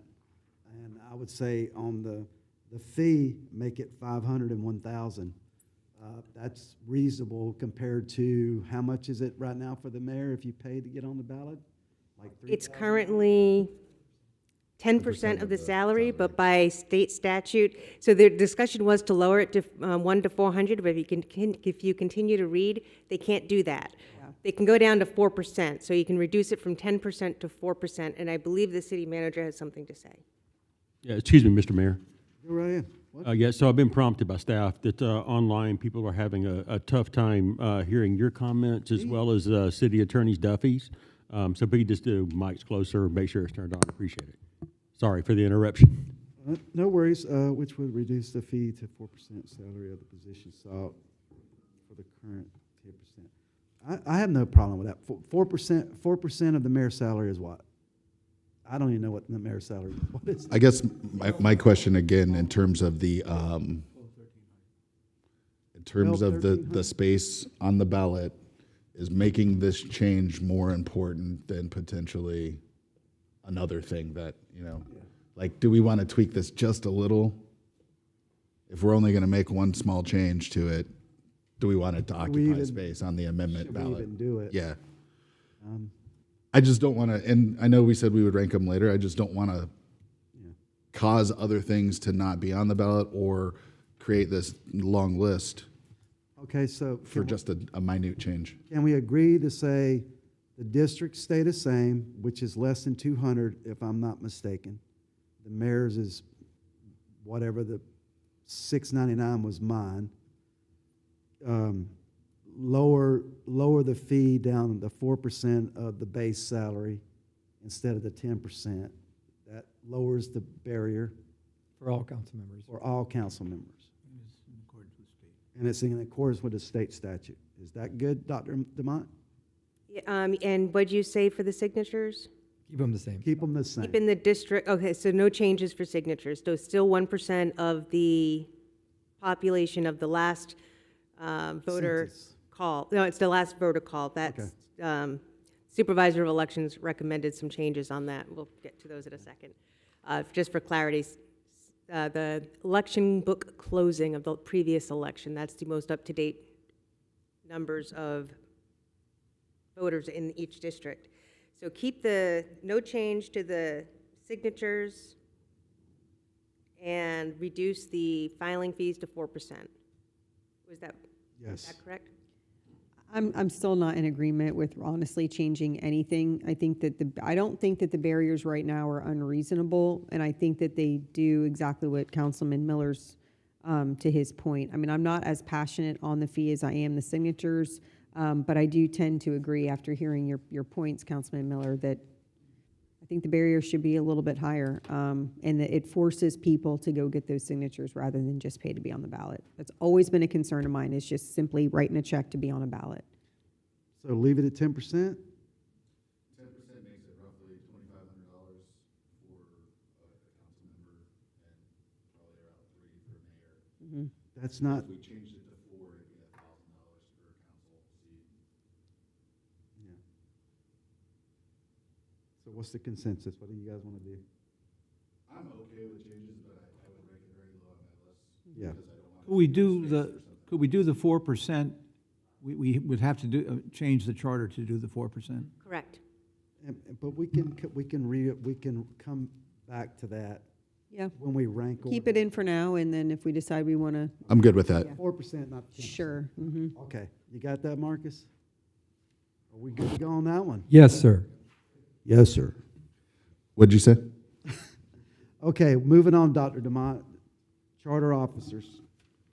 Okay, charter officers. Okay, so the council has 2 employees, city manager and the city attorney. These are changes that the charter committee recommends regarding those 2 positions. The first one requires charter, I did not put an R in there, the charter, I'm from the Northeast. The charter offices, sometimes I type like I think, be evaluated on an annual basis by city council. Currently, there is nothing in the charter that says there's an evaluation.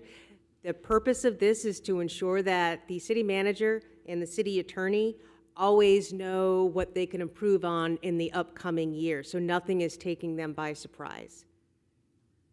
So this is one of those things that I think should be in our policies and procedures. I agree. Yeah, we can handle that in policy and procedures because we've already talked about this in the past. There's only one city manager in the last 3 or 4 that ever got an evaluation. And some people argued the rationale was, well, look, I think it was at Morton.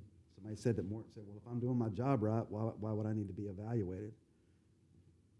Annual evaluation. But with the city manager, we tied his pay increase based on his evaluation. So, No, yeah, I think evaluations are good. I think that we don't need to put that in the charter. I think we make that a policy procedure policy and ordinance, something. I agree. so scratch that one, Dr. Demont. Anything about our attorney, since it's really, we hire a firm, not a specific attorney? No, but we typically have an assigned counsel. Well, it could change. Yeah, and you guys, The evaluation. constantly give me feedback, I feel, in our one-on-ones, but happy to have an evaluation for the firm if you guys want to go that route. So, but we can handle that in policies and procedures. Just to note that the reason why the committee wanted it in the charter is so no future council can decide not to do evaluations. I think in terms of this type of like administrative process, it's important that it's flexible, right? If having an annual review is not what's customary 20 years from now, maybe it's twice a year, maybe it's something else, then you can change that via the ordinance. But to me, it's just the charter's the framework. The specifics are policy, ordinance, things like that. So this is getting into the specifics of how often and what we will do. Again, I also just worry, I don't want to overload our amendments with small administrative changes. I think it's the correct suggestion, for sure. I just don't know if the charter is the avenue that I would go with that. Yeah. Okay, so we'll scratch that part for now. Okay. The next one adds a timeline for city council to act on any charter officer vacancies. Currently, there's no timeline, so the inclusion of having the council immediately start the process instead of waiting. I don't think that, I don't necessarily agree that that should be part of the charter either. You would hope that, you would immediately move to hire a new city manager. We went, almost 2 years without a permanent city manager? Yeah, and the And I change that's believe that was proposed, the it goes from impetus. 90 to the word immediately, right? That was the impetus for why this was included, was because the gap in that position. Well, it wasn't for lack of trying. No, and we continued, right? There was an ongoing process. We're actively looking for a city manager, throughout the whole time period. It wasn't like there was a stop in that period. I think we learned a lot, too, during that process, so hopefully. We made the HR step up, for sure. All right, so no action on that?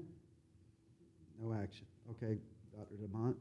Okay, clarified qualifications by adding required education, experience managing government of a similar size. And this was to provide more clarification, and this is regarding the city manager. Again, I think this is a policy, right? Like we dictated these terms within our postings for the job. And again, in terms of flexibility, you don't know what becomes the future standard of a city manager in terms of what you would require. So to have a referendum to change the qualifications in the future seems like a big hurdle to make. Scratch it, scratch it. You good with that, Councilman Yarborough? I am, thank you. Okay. All right, we're moving on. Broaden the area in which the city manager can reside from within the city to 50-mile radius. I say it should be Flagler County, not 50 Mile. I agree.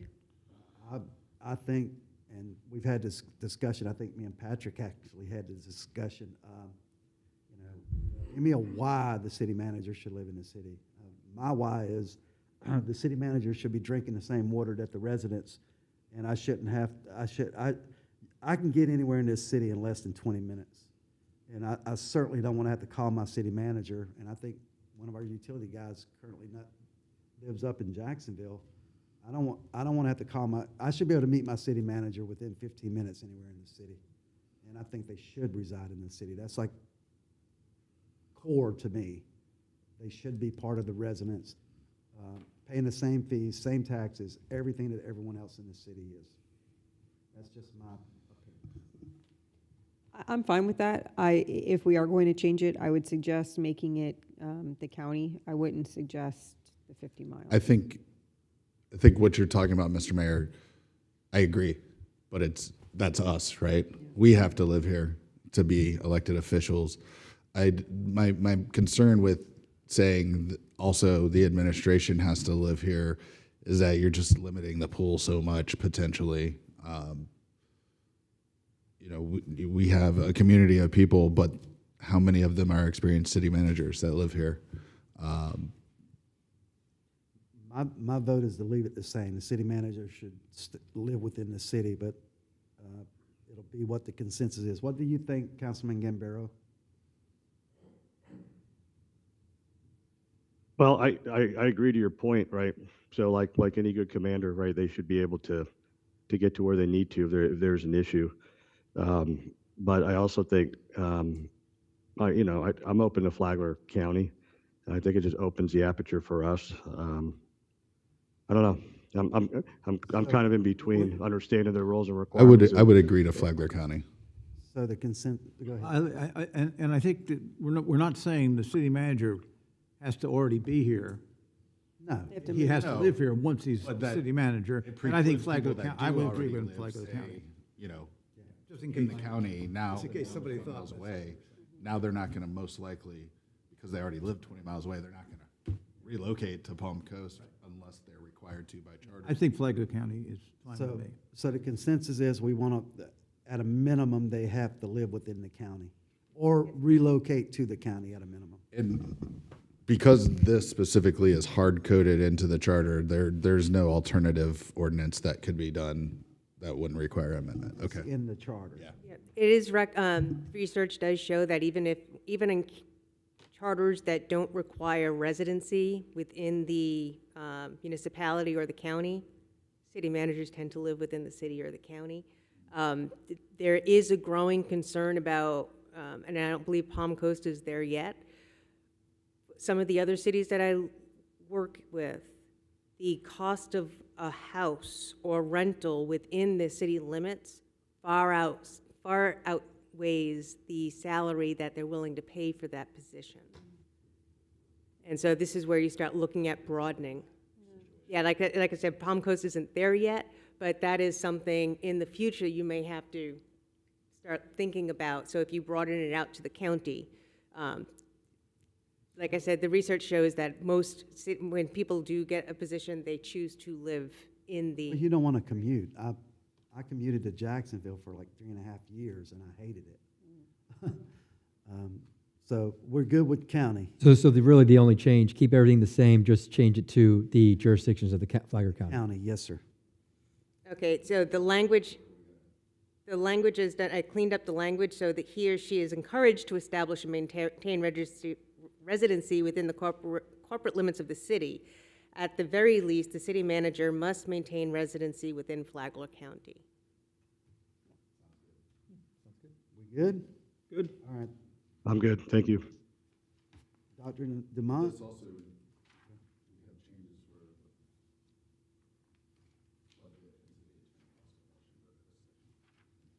Yeah, we're still going through.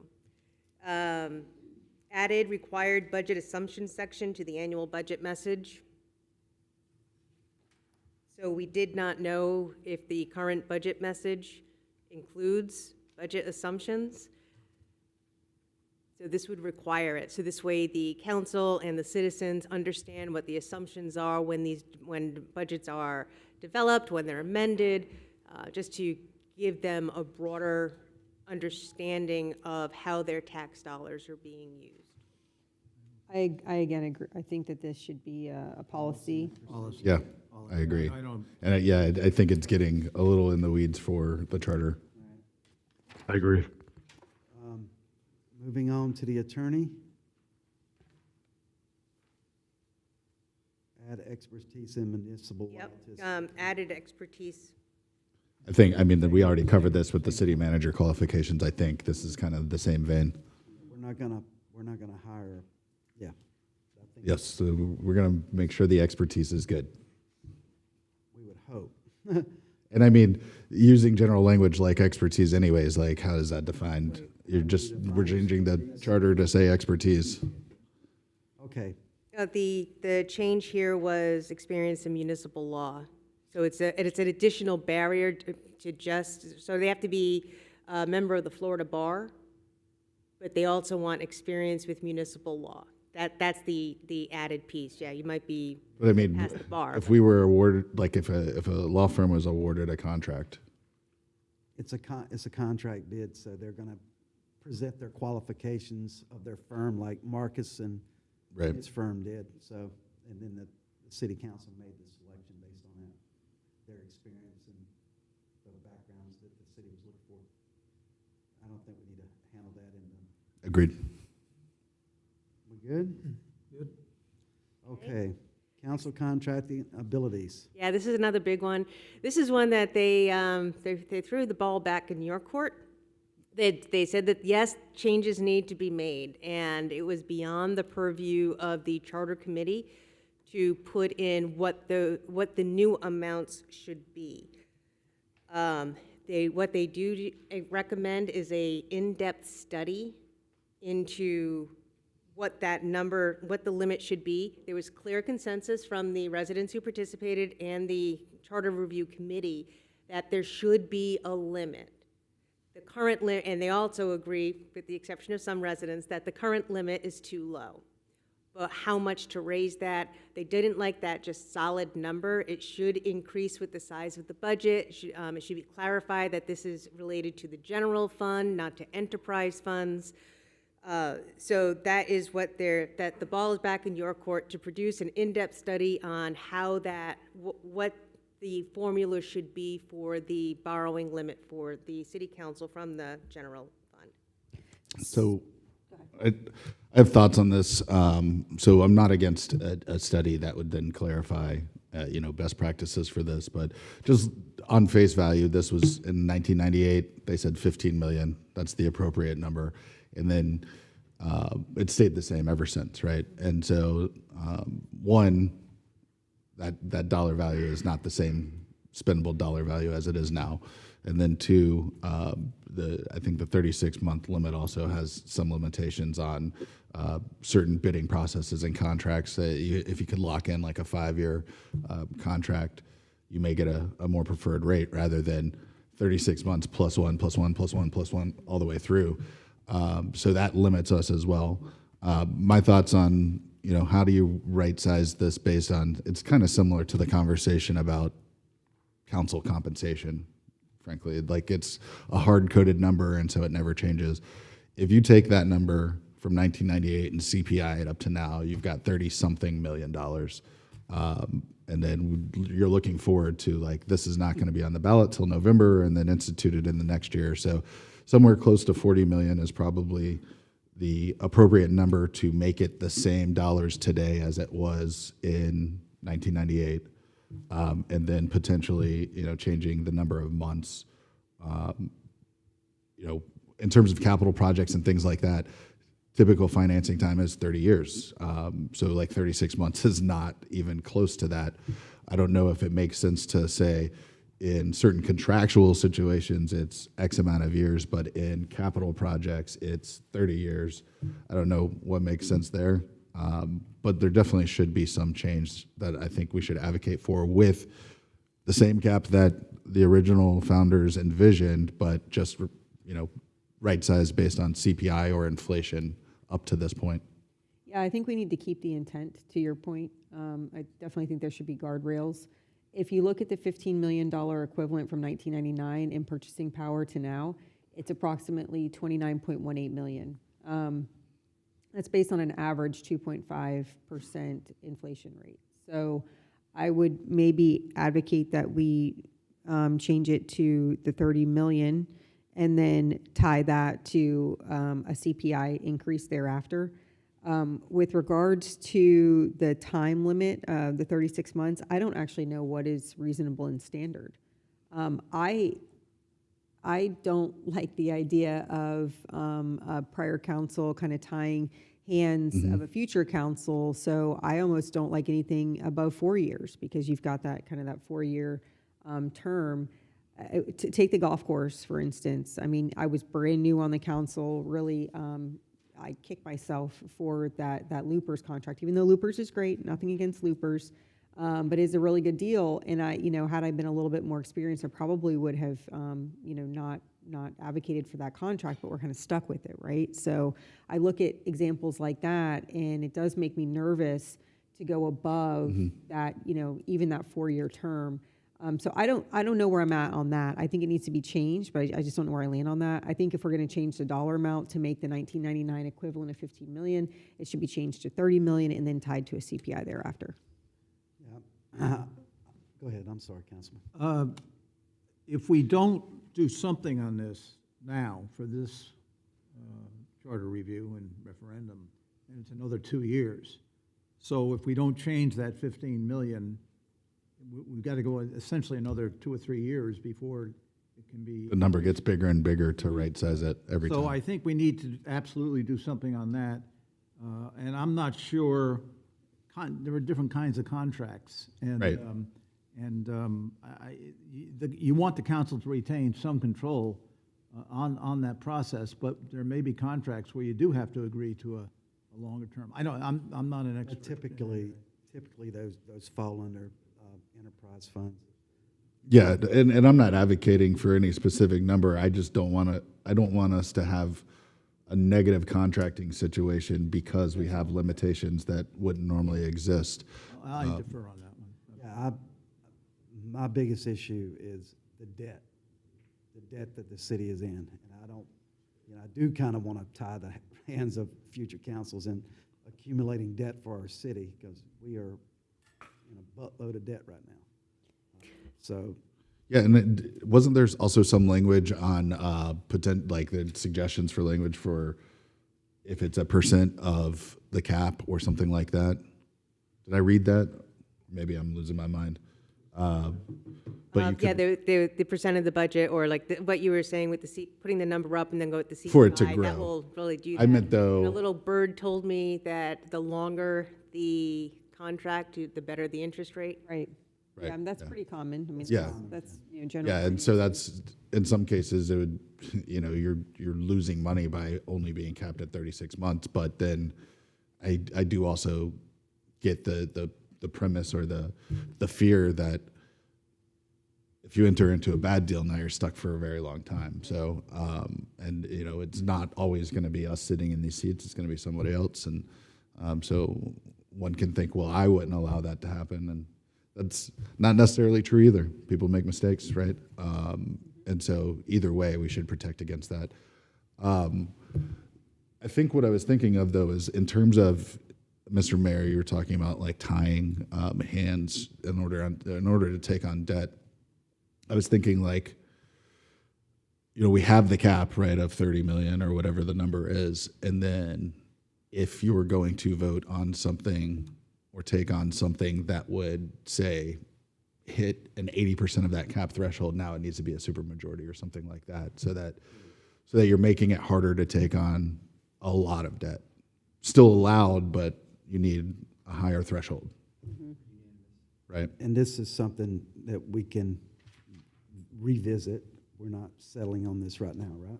No, I mean, I think we just need to give direction so it can be crafted the first time for us to look at, and then we can talk about it again. We need to do some research on it, Marcus, and try to see if we can figure out, if we try to come in line with today's market value of that amount of money. And I really don't have any problem with 30 million 4 years, but it needs to be restricted. Because like I said, I am anti-debt. And just someone on a whim writes a contract for something that's just, but we will not always be in these seats. Mr. Mayor, do you mind if I ask a question? Yeah, go right ahead. Was there any research done in terms of what everybody else is doing? What's standard? Like, There is no standard. Some don't have absolute limits that has to then go to the referendum. Some do. Really, so there is no perfect charter. It's the charter that works for that community, and that's what. So what's going to work for Palm Coast here? Okay, I do think that potentially we need to have language in there that says the cap is for us, right? If there is a proposal for something higher than that, that's a referendum, right? Because what if there's some extraordinary thing that's going to happen and the residents want it to happen, but now we have the cap? So then we have to amend the charter again just to be able to allow for the residents to say yes to this. Well, it does say that now, unless authorized by the, well, and they changed it from elected Yeah. electors to registered voters. Okay.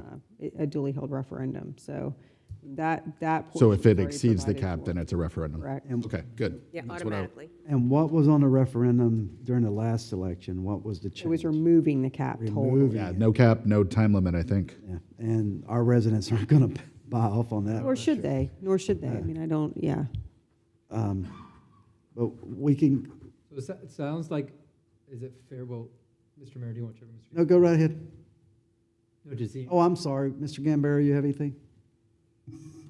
Thank you, Mr. Mayor. No, I agree with Councilman Sullivan. It's something, should be done now. And, I think a formula, for a way ahead and allowing us to keep that dollar amount, in current dollars with whatever price index. So I think, your ask, Mr. Mayor, of staff to come back to us with that information will be helpful. But I also think, to your point, we should try to, this isn't a blank check. We should try to restrict the time and also make it difficult for it to happen. Maybe supermajority is the way to go. But I think all good points, all things that we should explore, and what that looks like packaged up and brought back to us, I think will be something for us to have a good discussion on as we proceed in looking at this item. All right, thank you. What did you have, Marcus? I wanted to make sure I understood council's direction. So it looks like possibility of looking at what would be the up-to-date version of what the initial founders drafted. Ms. Pontieri said 30 million. I can confirm that with finance to say that would be the current day, and then tie a CPI increase to that every year, limit it to 4 years. It's kind of what I think I got the direction. That sounds fairly reasonable to me. So here's my question though, and it just hit me. So let's say, just hypothetically, we're putting these parameters on, which I agree with parameters. But if we say, okay, we're going to enter into a 4-year contract to take out $30 million worth of debt, that 4-year payback is what, $8 million a year? I mean, that's crazy. So are we Typically, you would putting finance ourselves- that over 30 years. Right, so are we and putting ourselves actually in a worse position? Financially, yeah. I think you have to increase the amount commensurate with the increase in years. In other words, if we're going to increase the amount and then tie it to the CPI, should we increase the years to something more reasonable so that you're not putting such a heavy burden during that payback period? But you want it to be kind of burdensome. Well, Keep people from using it. no, I see it both ways. I think I agree that you should have barriers to this to make it a tough decision, but I don't think we should make it to where it's financially burdensome on us so much so that we'll never ever use it, because then we could miss certain opportunities that we could use it for that would benefit the community. It just needs to be a tough thing to do and limited to X amount of dollars. Yeah, we can, Marcus, you got enough guidance to, he's typing. Do I have I don't think I have direction. I just don't know where I land on the years. Well, I think the amount year, needs the to be years 30. and see, at current percentage rates, how much over time the annual cost to the city to pay off something like that. And it could be I think it 15 depends, years. though. It could be So 10 years. using my AI capabilities, so taking the 99 version and turning it to today, that would be 30 million, and I believe it would be at 27 years, is the equivalent of a loan. So just putting that out there, if you want, I can work with staff. Can we look and see if there's a way to word this for different situations? So, i.e., like a lease, right, with loopers, and that was an example, is different than a capital loan for capital improvement projects, So right? the answer to that would is typically be 30 years, whereas this could be 2 years or 4 years. that's a possibility. But what we were trying to avoid with the prior ballot, yeah, we're trying to make it simple and clear. My worry with that is that we're going to run into the same scenario where people are going to get confused and not understand, and then just no. So could we change the time limit cap or remove it or whatever, but then in ordinance specify something in terms of like contracts like that, leases, things like that can only be certain? So when you say, like, this is totally unfunded right now. If anything's funded, there's no clear, like, restrictions. We're talking about unfunded issues. So Right. it's very limited area, so, Mostly capital improvement, right? correct, yeah, Which in a typical situation would be a 30-year loan. correct. During the last, I was running for office, but I didn't like the rationale that the outgoing mayor gave. Well, you know, if we have a hurricane and the tidal surge reaches west of I-95, and I was like, what the are you talking about? That's called a tsunami. There's going to be all kinds of money pouring in for.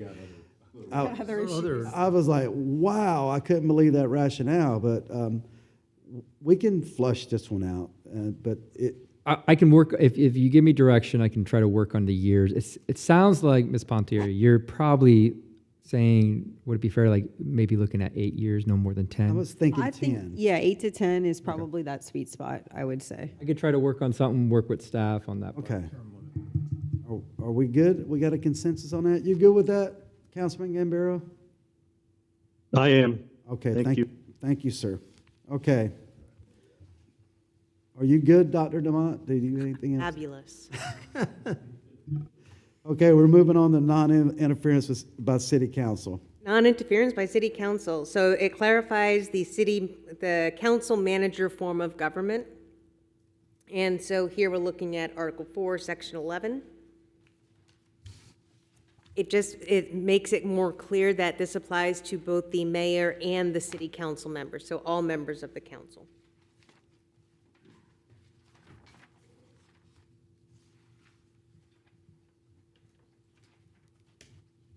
So you all do governance, you set policy, city manager implements.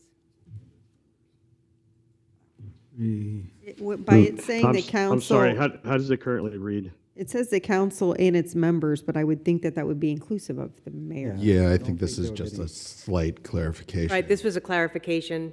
And again, I think, It's not worthy of going on a referendum. right, I think everybody's interpretation would be that this includes the mayor, and I appreciate the attempt to clarify it.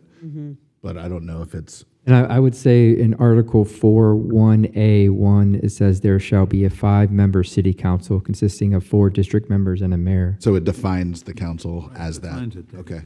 Yeah, I don't think I think it already says that. I appreciate the attempt to clarify it, but I don't want to waste a spot for a ballot amendment on that when it already says that, I think.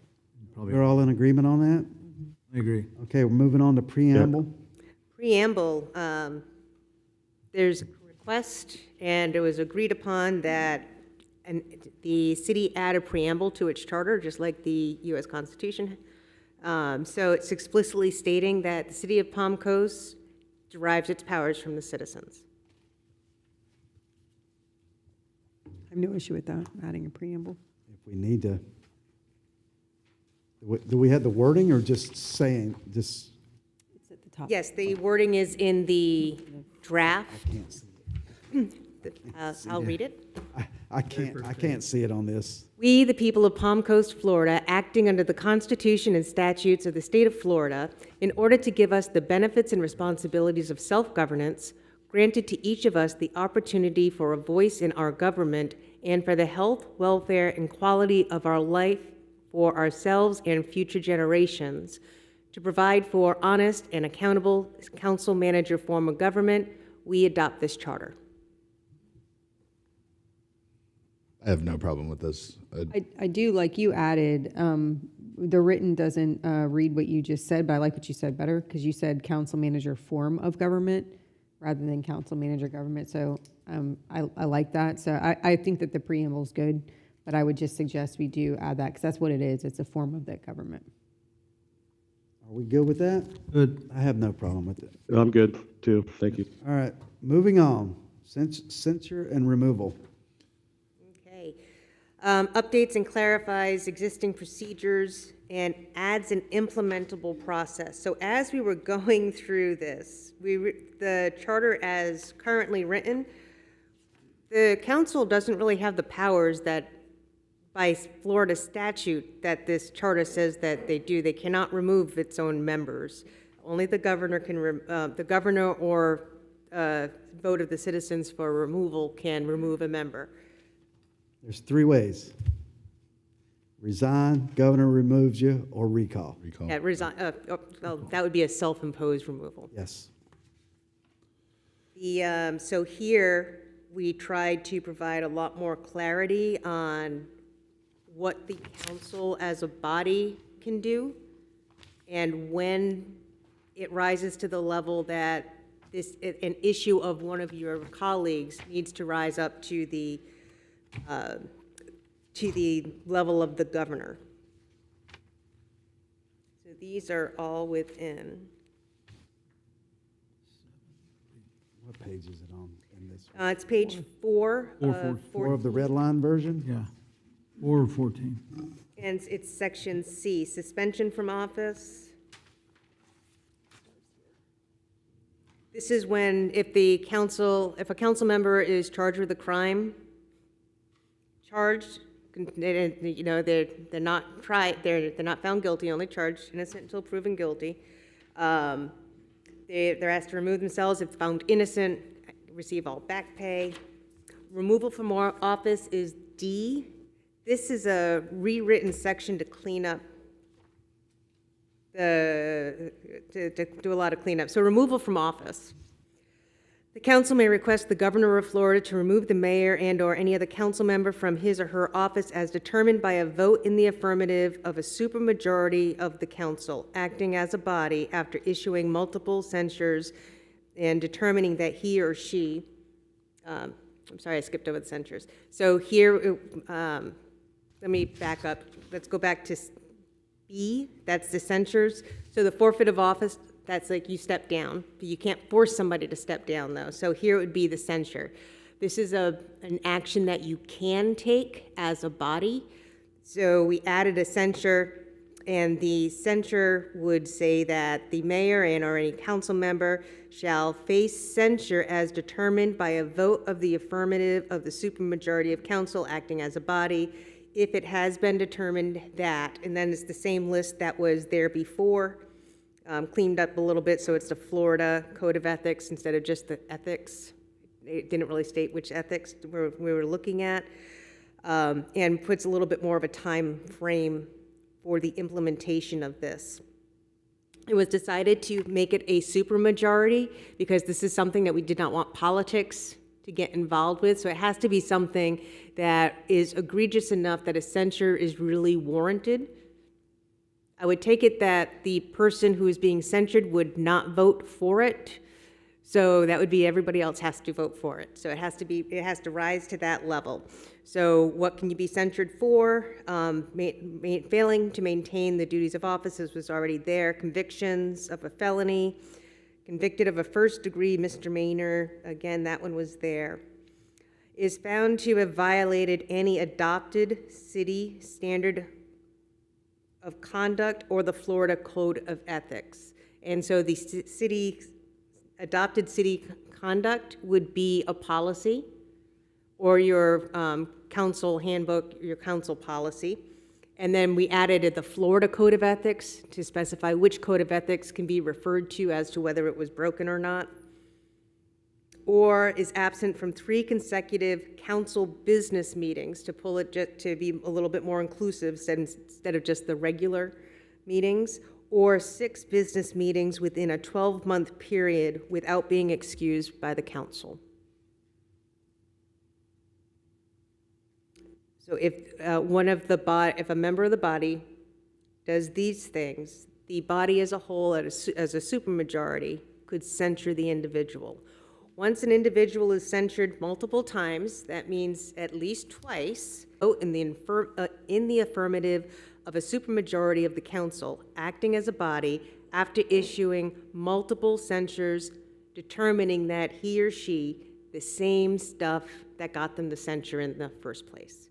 And this provides evidence to the governor as to why you are asking him or her to remove a member of this body. And it has to be the governor's choice. or the citizens, or somebody just steps down after getting censured multiple times. So And that's the way it should be. And me and Marcus had this conversation yesterday. It's the consent of the governed. You could, with the old charter, you could wind up with 4 appointed members of the city council, and just one person could be targeted for elimination from the council. And no, it's the consent of the governed. And like I said, when all this went on, I said, I will take being removed by the governor, but I'm not going to have a city council remove me.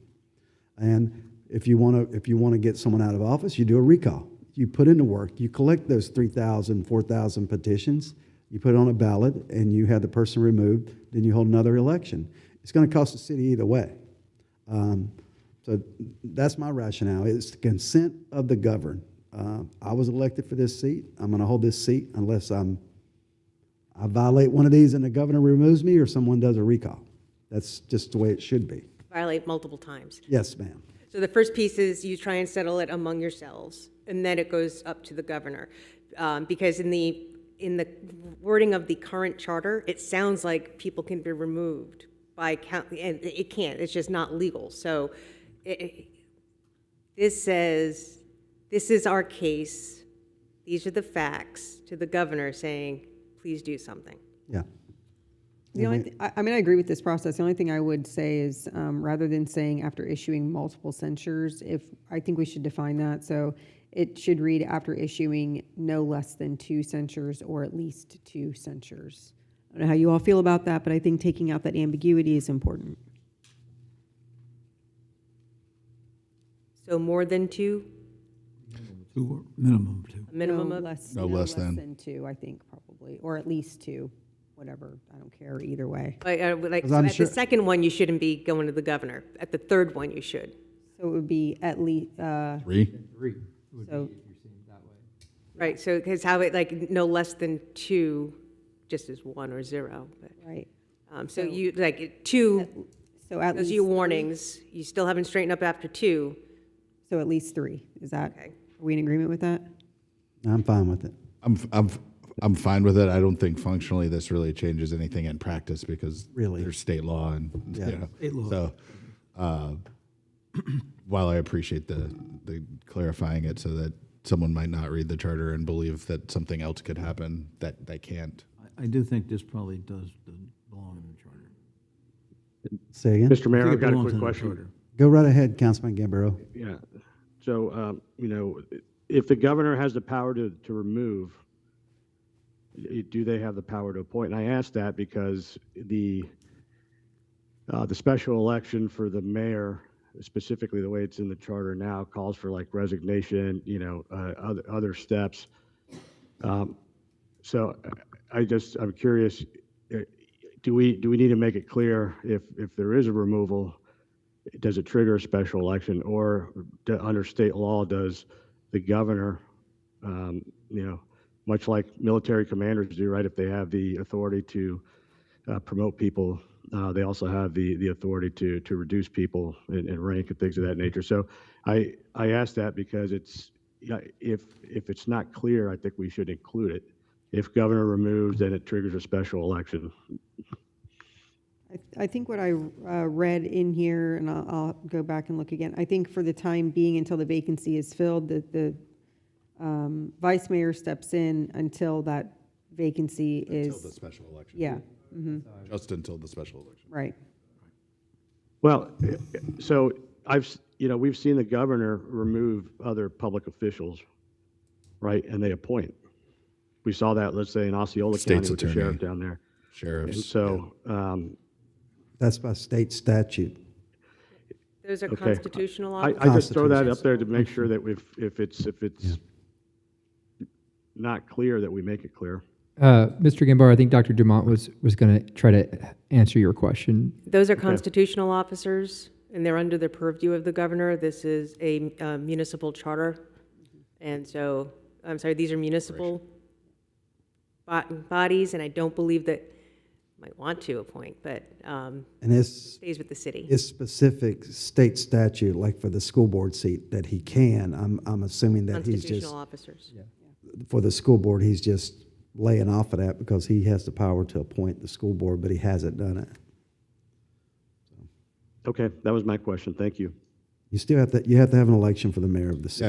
Yeah, I think we're covered because it does dictate that the vice mayor would be interim and then until the special election, and then the special election would then, someone would be elected into that seat to finish the term. And so this Okay. ties back into the filling of vacancies Right. on the Yes, ma'am. front end. Okay, moving on. Are we good with that? With those So changes? everything just saying at least 3? At least 3. Yes, And you guys are good with the supermajority. yes. And D is added. Really, it has to be a supermajority. There's no way around it. You could have a, you could have a would die. 3-1 vote. You could have a It's 3-1, just what's yeah. in blue. You could have a 3-1, but I would be in favor of requiring a 4-0 Yeah. or a I agree. 4-1 because it should be something, like, as you said, Mr. Mayor, it could get, Political. you know, you got a 3-2 advantage, you start censoring people. Like, that'd be crazy. Blue gets added. Okay, are we good to go on that one? And we covered a whole bunch of stuff here. Terms of office. Bottom of page 7. Yes, ma'am. The committee recommends changing the term limits to 2 lifetime. So you can you can sit for 4 years, take some time off, sit for 4 more, but then you're done, or you can sit for 8 in a row. The difference, so that would be a council member. So council members would be 8 years total. If you are a council member and you want to run for mayor, sets the clock again. So mayor is treated differently, or a mayor who wants to run for council. But they would like the limit at 8 years. And my understanding as it currently sits is that it only precludes 2 consecutive, right? So currently you could run for 2 terms in a council seat, take a term off, and then start running again because your time has been reset. Is that my understanding is correct? 8 years total. Unless you're filling a vacancy. Well, no, that's going to be eliminated, right? No, the way I read it is, currently, yes, you're correct, Councilman Miller, that it's 2 successive 4-year terms in the same seat. And then they want to add, this does not preclude an individual who had served as a council member or mayor from running for mayor or city council respectively. So the way I read it is, you can't run for you can only run for 2 4-year terms, but then, Total. I don't know, the way I read it, you could run for another 2-year terms as mayor or vice versa. Right. Yeah, that's Correct. the way it's intended? Yep. Okay. So you could be on council for 16 years, right? Yeah, if you're changing from Yes. council to mayor, but in its current format, I could run 2 terms in this seat, and then I could take 4 years off, and then I could run for 2 terms again, because it's just saying that they have to be successive. Yeah.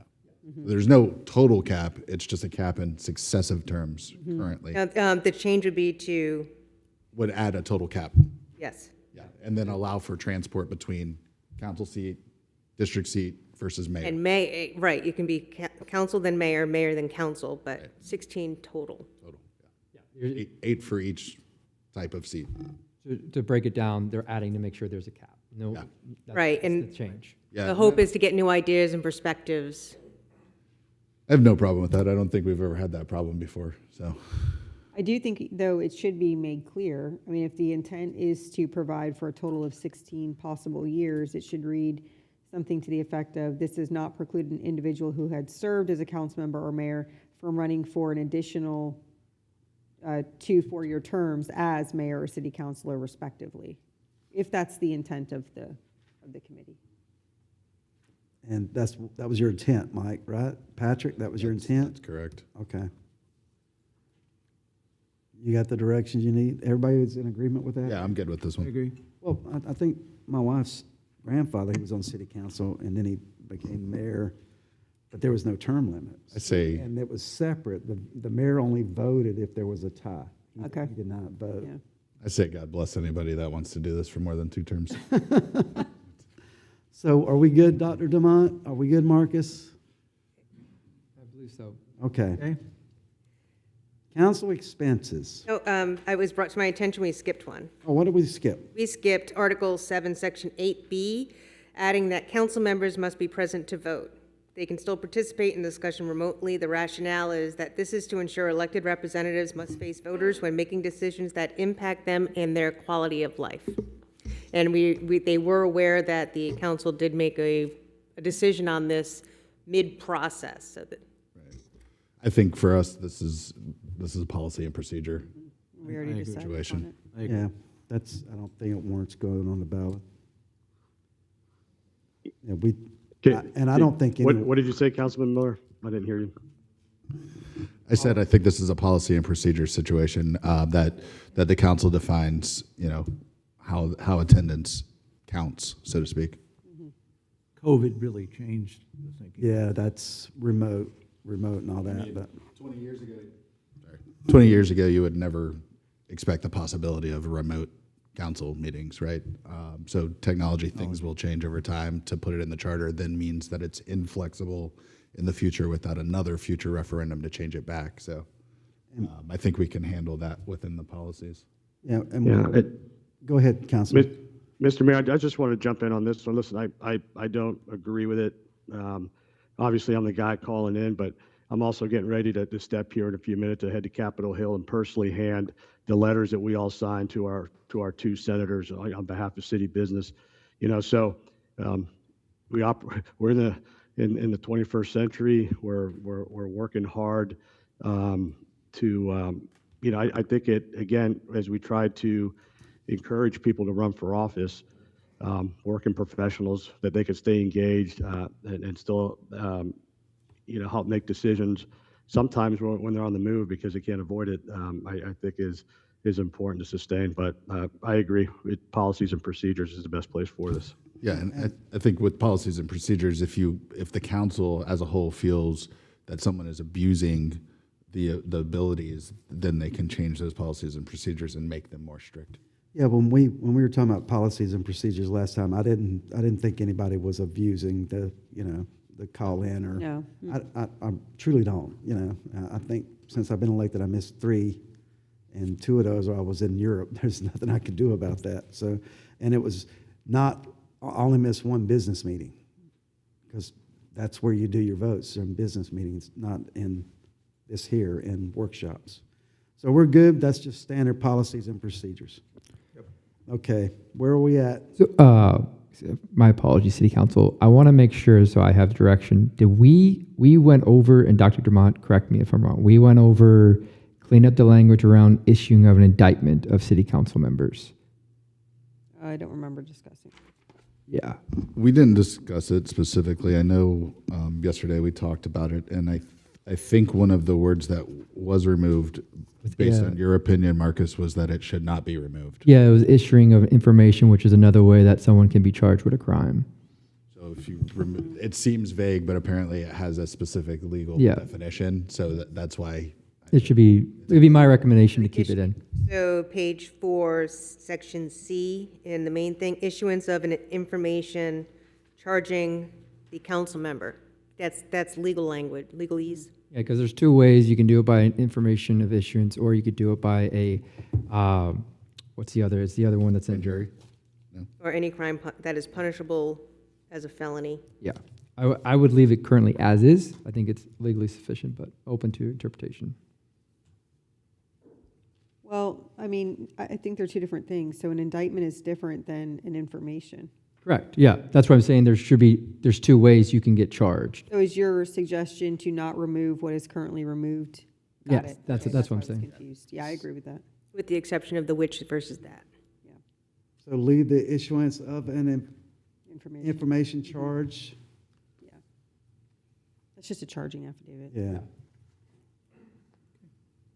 All right, if you guys are good with it.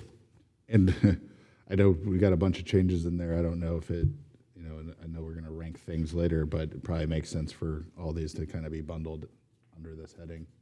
I don't know how long is an appropriate amount of text for amendment that affects its ability to be voted on properly, right? There's probably some research that's been done that says if you hit 100 words, it's not going to go You have a through. set number of words you can put in. Okay, so we have a the ballot. specific limitation on the ballot as well. Okay. And how it's worded will frame.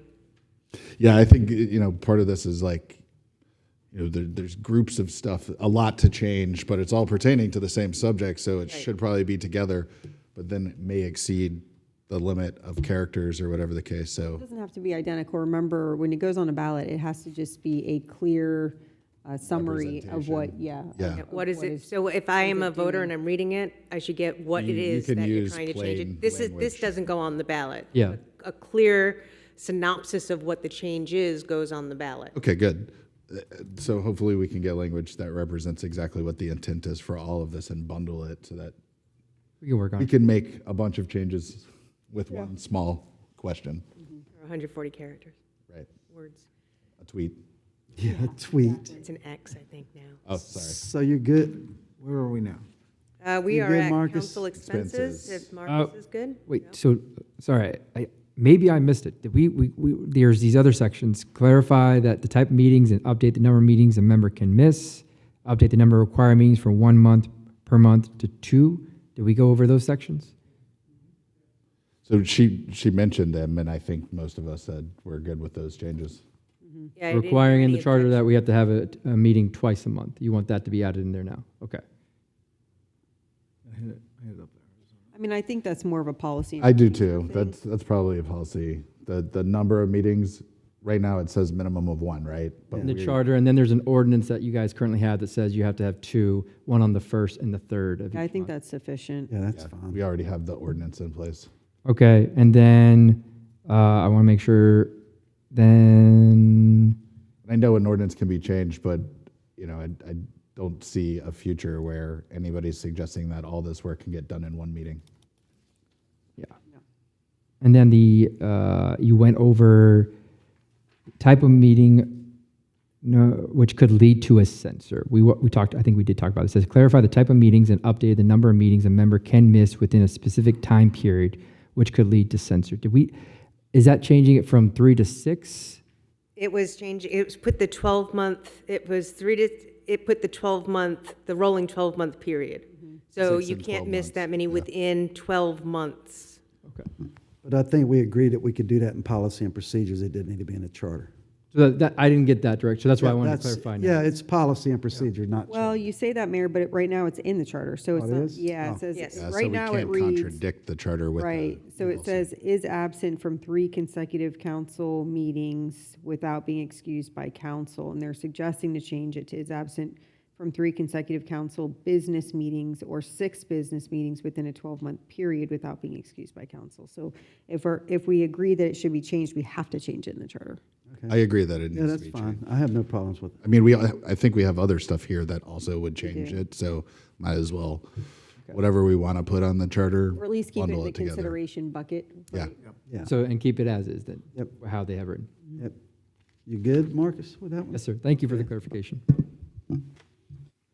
Okay, Dr. Demont, council expenses, is that where we're at? Yes, yes, we are.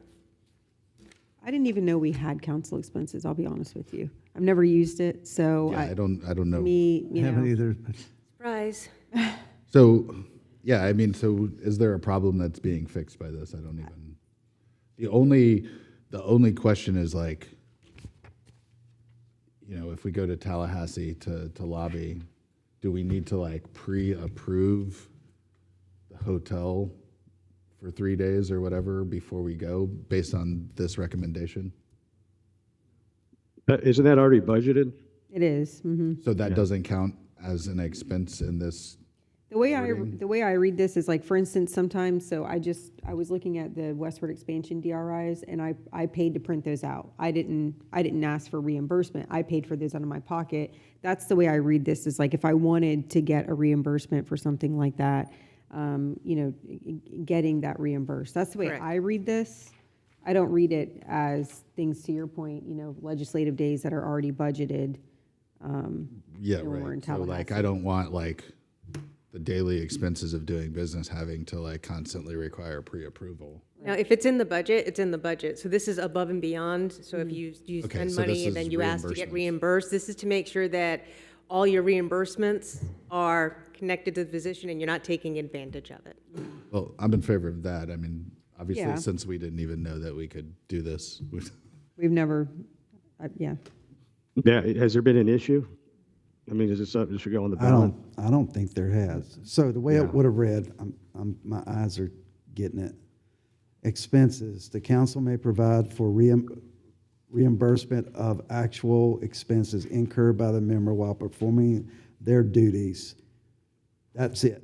That would have been the section. And that would go into, The council may provide for reimbursement of approved expenses approved incurred by expenses. the members while performing their official duties. Any expense that exceeds 2% of the city council members or the mayor's salary must be approved by the city council. But what are approved expenses that are below the 2%?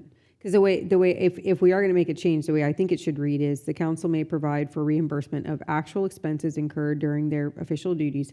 Any expense that exceeds 2% of city council will then need to be approved by city council. But like, Who are the, so if again, I'm going to use the same First example. actual, but with the addendum on the back. Yeah, because say I want to go print, like I said, it's like 400 pages of DRI stuff, right? If I want to expense that, who is approving it? I mean, if it says approved without without going over 2%, is city manager approving that? I don't think that's appropriate. So then that means we would approve every expense, right? Which is also fine, but it's contradictory the way it's written. Okay, so actual instead of approved at that first piece, but then clarifying that if the expense exceeds 2% of the salary, it really needs to go to the council to say that, yeah, this was an expense that the taxpayers should be paying for. I could go either way, honestly, whether or not every expense is approved, that's not budgeted. I don't care either way. I just don't want it to be inherently contradictory. I don't think it rises to the need to be on that much of a change. You know, the warrant putting it on a ballot referendum to change that language. I would agree with you on that, I Mayor. agree. But right now, we have to ask ourselves this question then. Are you comfortable? Because again, we're not going to be in these seats. Just because we haven't utilized this and we haven't abused it doesn't mean others wouldn't. So are we comfortable with keeping the council may provide for reimbursement of actual expenses incurred by its members while performing their official duties? What does that mean? Because and I'm gonna go off the wall here as a business owner. I expense gas, I expense all kinds of things, right? So what does that mean? And are we comfortable keeping it in here as is, knowing that the integrity of the people in these seats may not be in check I have a enough question to not abuse this? for maybe Marcus or city manager, but what policy, in terms of expensing, what I assume that we have, we have the credit card management system, like we already have a system of approval for expenses. So how does that work? I'll defer to What's city already in manager, but place? I'm guessing if you guys want to expense, it would come out of your city council budget, and then it'd have to be approved through finance and the city manager is what I'm guessing, but. Yes, yes. But so that's budgeted, right? So then does it fall under this if it's not? Here's what I suggest. I think that we keep it as is, but maybe we go back to our policies and procedures and make sure there are guardrails on this. So it can read as is, but then maybe in our policies and procedures, it can refer to the Clarifies charter. The approval process, Correct. basically. It can say, in accordance with or in conjunction with XYZ section of the charter, these are the self-imposed limitations or something to that effect. Yeah, but I think that's a good compromise that, I think this also rolls into, say if you had to defend, you had to defend yourself on an ethics complaint. That would fall under that, right, Marcus, you think? Yeah. Are you saying like if you're like, have like a enormous big expense that has an ethics violation or Yeah. something like that? Yeah. Well, and there's guardrails too that, if. I think he was talking about like if you had lawyers' fees, right, in an ethics complaint, then That would be This- under our insurance policy. Okay, so that falls Yeah, out. it's covered by the insurance, but it's in the charter saying, you know, as far as expenses, that's kind of the little guide rails, I guess. But yeah, I agree that we could probably make this something that's more flexible Policies and in procedures. terms of policy rather than just saying this is X, Y, Z in the charter. Okay, are we good? You got the guidance you needed, Marcus? Yes, sir. Okay. Throughout the charter, for clarity, so people who read it know what electors means, registered voters.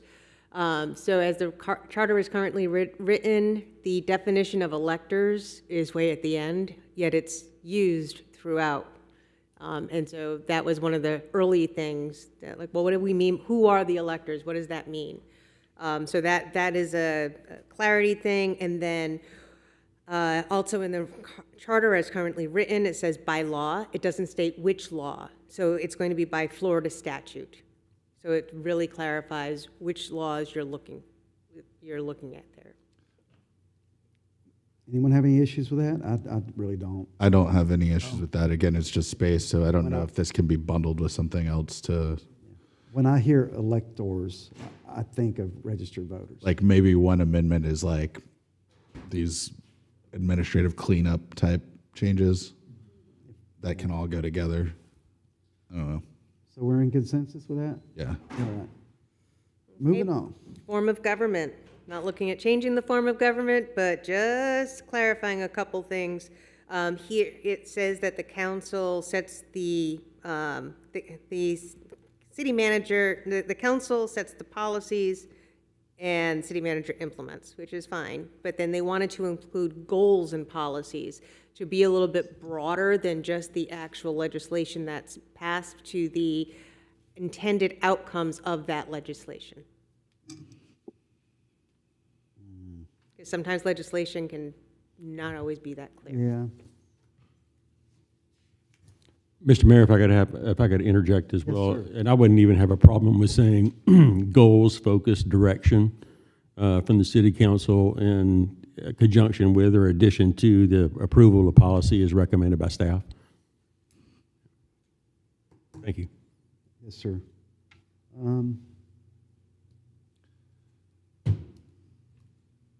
Mr. Mayor, if I may, I've got a step to get up to Capitol Hill, but enjoy the discussion today. And All right. look forward to the reading about the rest of the discussion. Thanks, guys. All right, no worries, Councilman. Have a safe trip. Thank you.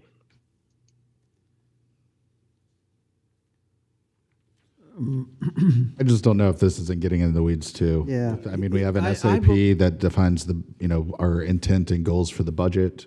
I don't know if it makes sense to like publish a goal. If we're talking about specific legislation and making sure that the goal is matching the written ordinance, so to speak. I don't know if publishing a like objective or intent with that satisfies this, but not necessarily a charter requirement. I don't think we need to change the charter in order to add Yes, that. sir, go ahead. I'm okay with policy has traditionally been used as the term for what we do. It's very broad.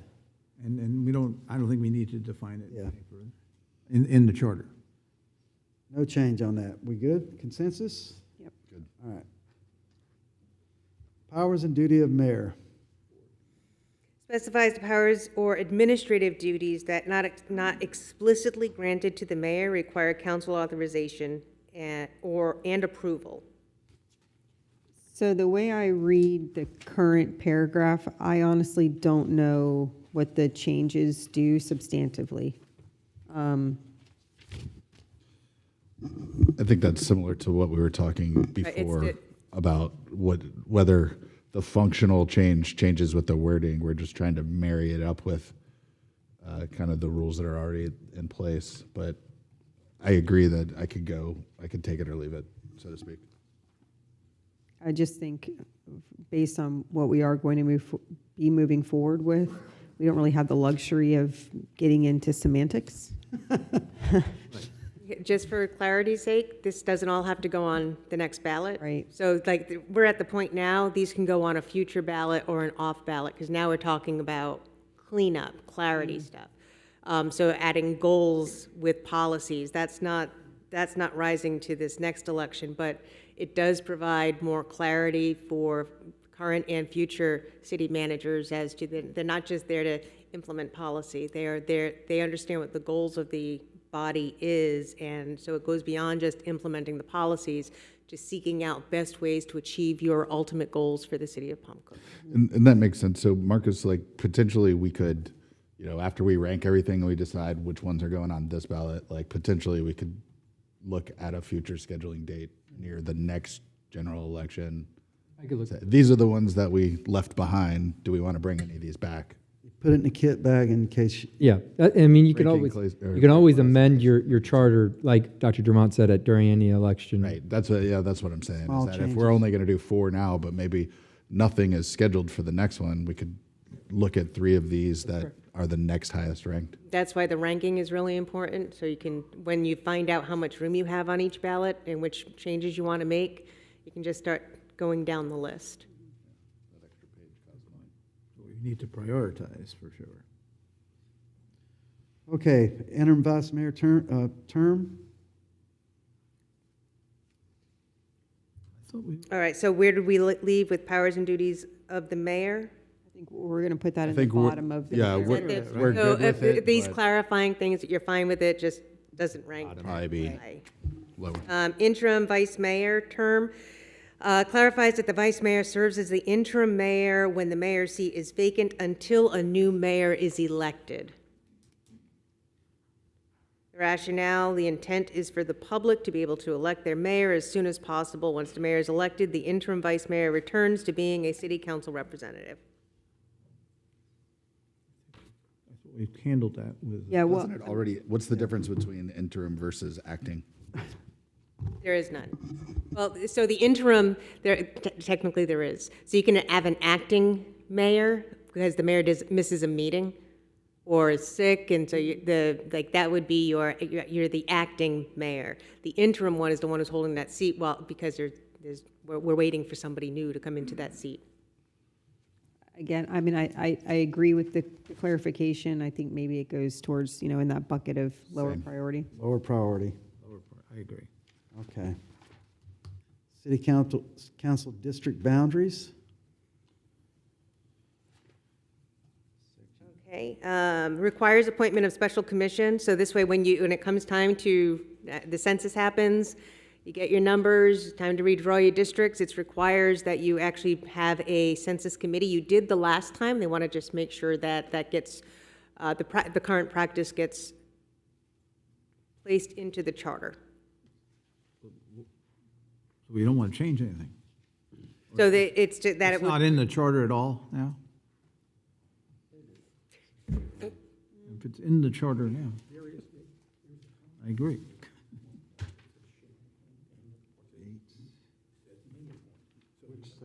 Okay. It's to clarify the shall versus the may, because currently there's a conflict within the language. So you want to make sure that that is Currently, it consistent. says that the council may appoint a special commission. Okay. And they're changing it to shall, and they're adding a special commission or registered voters of the city to develop district boundaries. So there's another part that says shall. There's in two separate articles. One says may, one says shall. Yeah, and so one of the big things that we did, so the city council districts were in two different sections of the charter. And so we moved the Move one this entire from section from the end charter to be with the rest of the district information. So this way it flows together and you avoid any kind of internal inconsistencies. It's easier to see it this way. Okay, I see what you're saying right here, Doctor. That's why there's that whole big page of, Yeah. I don't have any problem with Are we good with that? Good. We're good. so you're okay with that Yes. change? And then the big change of moving it from Yes, Article 9 into Article 8. yes, ma'am. Yeah. Okay. Initiative and referendum. Okay, all right, so initiative and referendum, change Article 9, Section 3 to requires the city council to act on any voter-approved initiative or referendum within 90 days. So citizens get the signatures, that they want you to revisit an ordinance that you passed. You don't revisit that ordinance. After you say that you're not going to revisit the ordinance, you have 90 days to schedule the election for the voters to vote on that ordinance, whether they want to keep it or not. Or the initiative say that you just don't want to, the citizens are saying that, no, we want you to vote on this, and you're like, nah, that's not an issue that we're willing to go into, and the citizens get enough signatures and they want to get it on the ballot. That is what this is recommending, that once they get those signatures for the initiative, or once you decide on whether you're going to revisit the referendum, you have a set time limit to actually get it on the ballot, because right now it's open-ended. Wow, that scratches a lot. So it puts a clock on it. That's one that was moved. I think maybe some clarification needs to be made. It says within 90 days, but the sentence it's in is about the council failing to adopt an ordinance. And so how do you put a start date on when you failed to adopt the ordinance? Because that's kind of a non-existent thing. Oh, so if they even refuse to acknowledge it. Right. So what I would say is maybe it should be 90 days from whenever the petition requirements were met, rather than, because we can't. There's potentially an ambiguous time to start here. If we never bring it to an ordinance, then there is no start time for this 90-day period, right?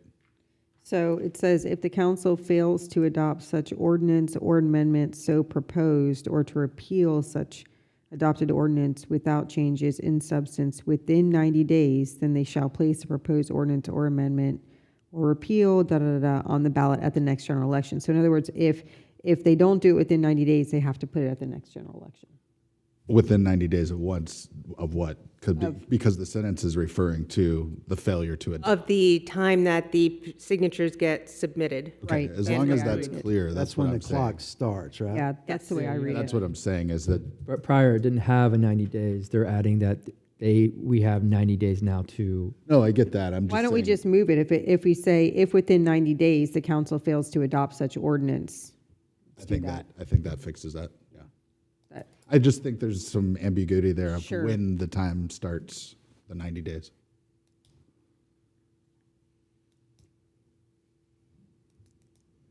and I agree there should be a time limit, but I would also put this in that second bucket of priority. Right. Yeah. Yep. I agree. We good, Marcus? Okay. Limit employees of city council members. Okay, so here we are talking about when you get off council, and this is common in a lot of charters, that you can't get off council and then get a nice job with the city immediately. But then the conversation went, well, what if it's not as an executive, a director, or an assistant director, but maybe you wanted to be the street sweeper. Nothing wrong with street sweeper. Eugene and I, good buds. But this allows them to obtain employment within the city, just not at a managerial director type level. I agree with this on principle that, you see it in the federal government where you have people hold elected office, then they're appointed to an administrative position, and then they're also on the board of a company that they're supposed to be regulating at the same time, things like that. How long do we have? But Yeah, I think federal law, when people, especially at the senior executive level, when you retire from government, there's a cooling off period before you can even apply for those jobs, correct? Marcus, give me north-south. yeah, I'm good with this. And Yes. again, good? ranking in I'm terms good of with where it. it stands compared to everything. Okay. I'm just going to ask, because there's a technicality here. So, Dr. Vermont, was the inference here that just director or deputy director, or was it also supposed to be considered the city manager? Well, that would be an executive position, so I would say that would be included. Because technically, the city manager is not an employee. So I'm just saying ambiguity. If we want to add that in there, we can, or we want to not limit, because someone could argue, well, it talks about employees and the city manager's technicality. See, now, the intent would be that the city manager would be in that because it's an executive position. and it would be employed by the city. But there, he's technically not an employee, so that's why. Okay. An executive position or city manager. If the council wants to go. 10 or 10. Somebody asked me that question, and I didn't know specifically. Maybe someone can answer. Maybe Lauren, is the city manager 1099 or what do they, a W-2? Okay, I wasn't sure. Well, there's your answer. The person that asked me that question. So just for clarity, the existing language precludes Would say a council we member could add from being charter employed at all. Correct. Within 1 year. And this is just saying, no, not any position, but just the upper level position. Correct. We want to preclude. So do we want to include, then have it say executive position or charter officer? Sounds good to me. That works. That would do it. So I can't not be on council and then take Marcus's job until 1 year afterwards. Yeah, you're gonna have to wait a minute. You're gonna have to wait a minute. We'll remember that. All right. So, we good, Marcus? Yes, sir. All right, we're moving on to charter review.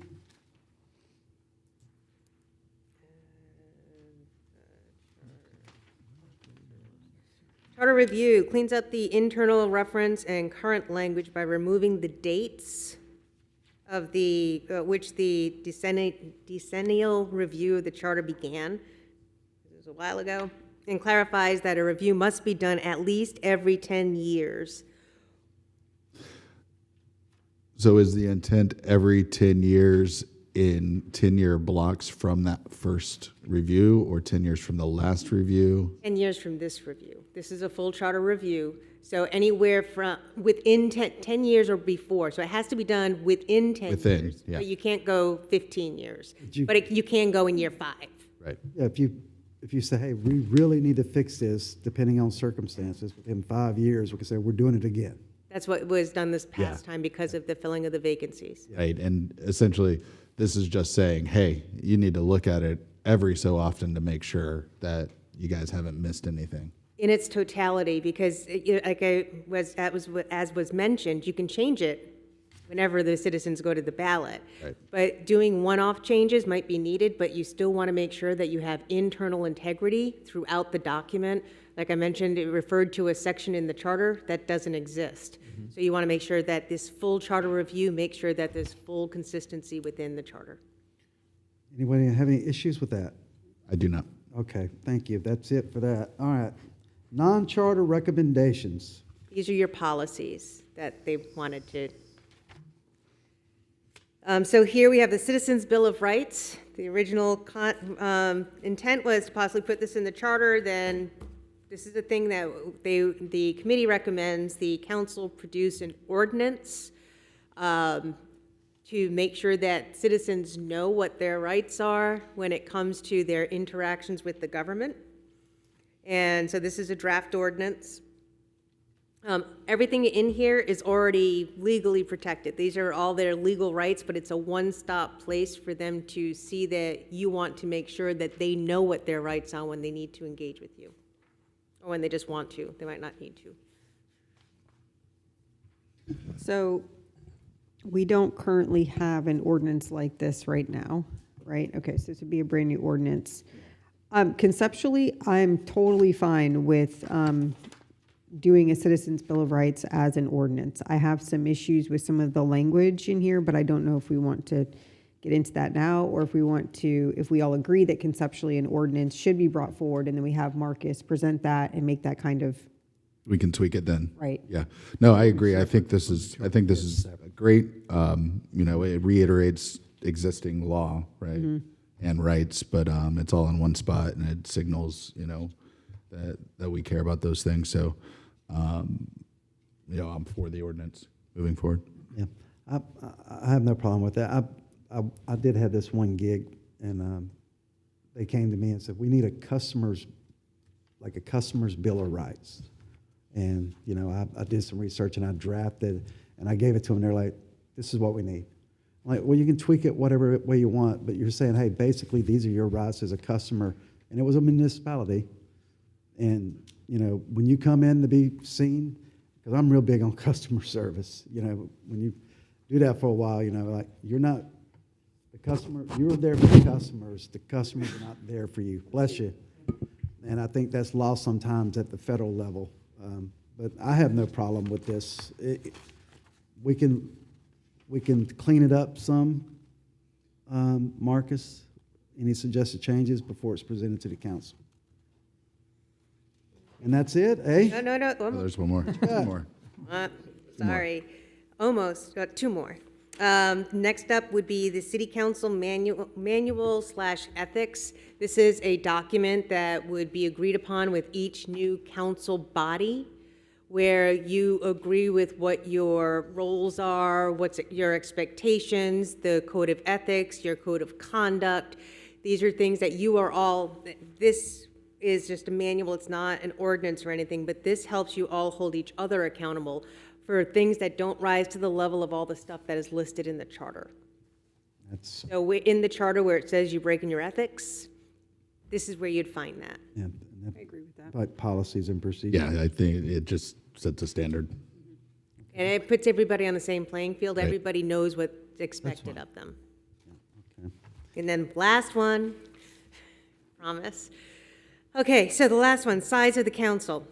Recommended no change at this moment. However, given the development pressures and the number of new housing stock that's going to be coming online within Palm Coast, they do foresee a need in the future to expand the council to 7 members versus 5. And the recommendation is those 2 new members be at-large members. So it better covers the county. That will also expand the size of the district membership. But this way, if you live in Section A, and you have your representative from there, your district, A section. A section, yes. A section. So you have your representative from the district, you have the mayor, and then you also have your 2 at-large that you can turn to if there are issues. I'll say right away, I don't agree with the at-large, because we have a mayor, and I think it's important for the people who get elected do support the district. And we can figure that out. We can figure out where the district should be in the future. I We want to go. We're going to have to redraw. I would agree that we need to address this in some way in an ordinance, but I You just don't know. especially. You especially want to address it because of your district. Your district is weird. It is weird, but we're weird. no, We're weird in Section B. I don't like the at-large item. I think, yeah, I think that this definitely needs to be done. We have had 5 members since the inception of the Right, so city. there's, as the council currently stands, it stands in the same state it did when there were 25,000 people, and that's a distinct difference than what we have now. So there needs to be a change for the future. I just don't know how to define that. Maybe thresholds for when we should be adding seats, right? If we yeah. hit a certain population, then we're going to add 2 seats, something We to that just can't effect. add one. It'll be after, it'll be after the next census. Yeah, and we'd always have to add them in pairs, right? So what do we do then? Because the charter right now reads how many seats we have 2, so that would need to be updated, I think, to be Correct. consistent. To reference that we can change this by ordinance. Well, you don't change the number of council members by ordinance. We can't. No. This is the charter, it's the Constitution. You don't get to change that by ordinance. Yeah. So as it stands right now, So we there's would 5 have in to the come to this there's decision. 5 members. So you just go in when it's determined that 5 members no longer have the citizens of Palm Coast want more representation than what they're getting from 5 members, and they think that it will be more responsive to their needs if it went up to 7, then you would need to revisit the charter and change the 5 to 7. The district, if you wanted to keep it within districts, the district language would stay the same. And the charter, the district committees, the ones who redraw those, that could stay the same. But you'd also want to consider anything that is a supermajority would switch over to a supermajority of 7. But it's an easier fix than what it sounds like, to just go from 5 to 7. We would just have to come to the decision of what triggers the 7. Triggers it. Right, and you don't need to put that in the charter? That, Okay. what triggers the 7 is a political piece? So we can say may have up to 7 council members and then. No, this is define just a that. policy recommendation. This policy, isn't a charter recommendation. Okay. So this is just saying, keep in mind, we thought about this, it was discussed, But we don't, right now, the committee did not feel was the time to increase the number, but they see it happening in the near future, so it's something to put on the radar. Well, that's my question, though. So if we are putting it on the radar, should we change the charter language to allow up to 7 council members? Right. Even if now there is 5, we're not saying that we are changing it, but we're allowing up to 7. And I almost wonder if that redistricting commission should also have the ability to consider this topic as well. I don't believe you're saying you can have it up to a certain number, because Has each to member has a specific seat. And so if you're going to go up to 7, just change the charter. Because you could conceivably go up to 7 and then go back to 5. Right. Because you've not So you want, defined that it so has to be 7. The charter is saying, this is your form of government, this is how many representatives you get. Not that you get up to this many representatives. You get 5, you get 7. Trying to make it flexible so that in the Right. future we could Yeah. fix it. But either way, it's easily, going to but- have to go in front of the voters. So doing it now, doing it then, it would be better to do it then, when you actually have more people here and more voice into whether they want 7 or they want to stay with So 5. I'm wondering then if, again, separate from the actual charter, we should just maybe have a workshop on this issue? See, when is it going to be triggered? Looking at comparable city sizes of councils, et cetera. Correct me if I'm wrong, the boundaries are determined by census, right? The census determines the population. It has to be within, I think, 4% population For among all each the different district. districts, and then the committee decides where those lines go But then it's triggered though after a after the decade census. census, Next right? census. So in this workshop, we'll probably have to consider that these thoughts of whether we should increase the council should also occur at that same time, right? Because then you have the data to redraw the line, so to speak. So it would have to kind of occur right after a census to add to or whatever. Believe it or not, it's coming up pretty quick. So 4 years is short. So wording could be like, if the census hits this population, then Right. it would trigger this Yeah. process. Yeah, but I think a policy is smart based on what we know is forthcoming. Okay, is that it? Now that's it. That's it. Well, thank you. We have public comment, Dr. Demont. Oh, no, we're not done yet. Okay, Marcus we're has not his done. finger Now out. you got to give her your direction on. Yes, well, they don't have to give it to me. Y'all have to decide what are the important things. Yeah, that you Need to- want to the put on ranking. ballot.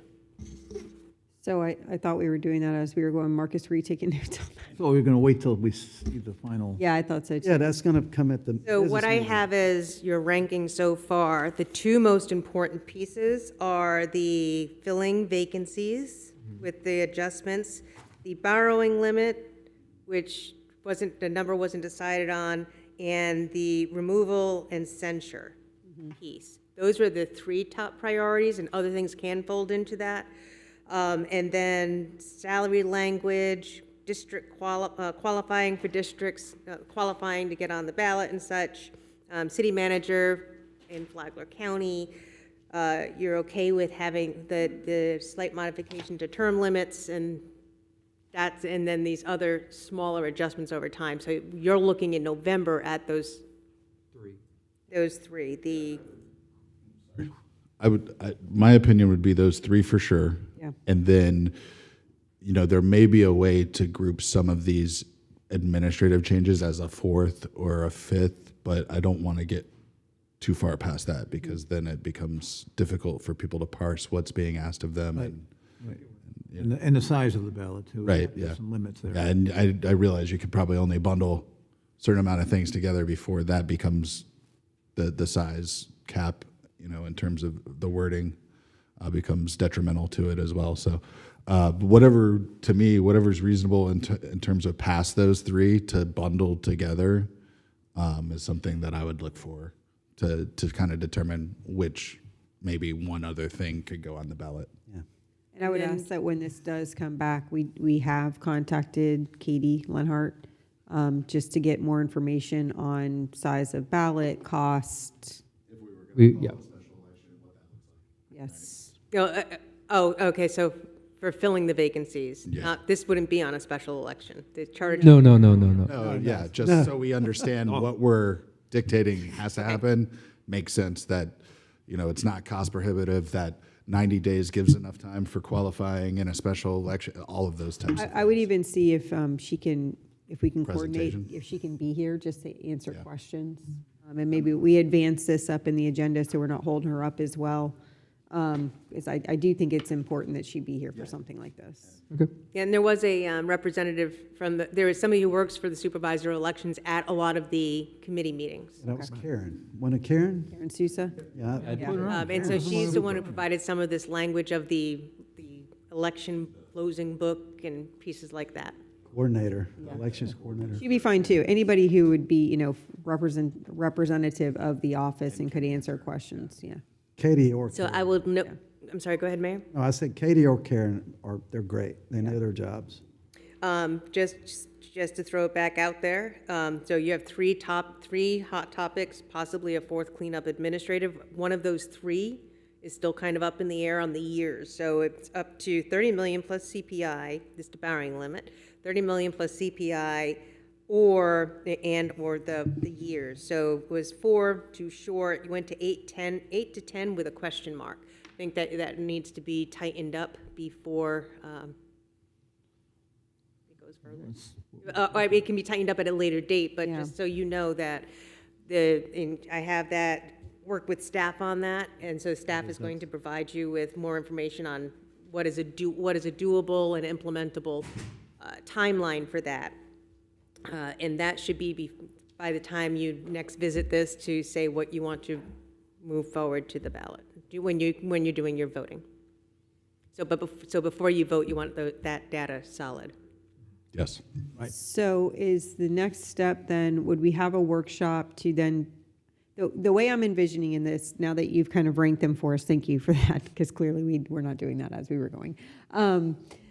Is the next step then saying, okay, these are what you chose to do, and having Marcus propose the language for the ballot that summarizes and explains what these do for us to workshop? That's the way I envision it. Is that what you envision as well, Dr. Dupont? Yeah, because I think what we would probably best workshop it, then have 2 reads. They're ready to go on the ballot. I agree. What's the because- date to get it on in other words, there is a drop dead date, Yes. so it can get on the ballot. It'll What probably date is that? be early September, I do. I'll probably or before that, but I'll work March it out with Katie. 31st. What is it? March 31st.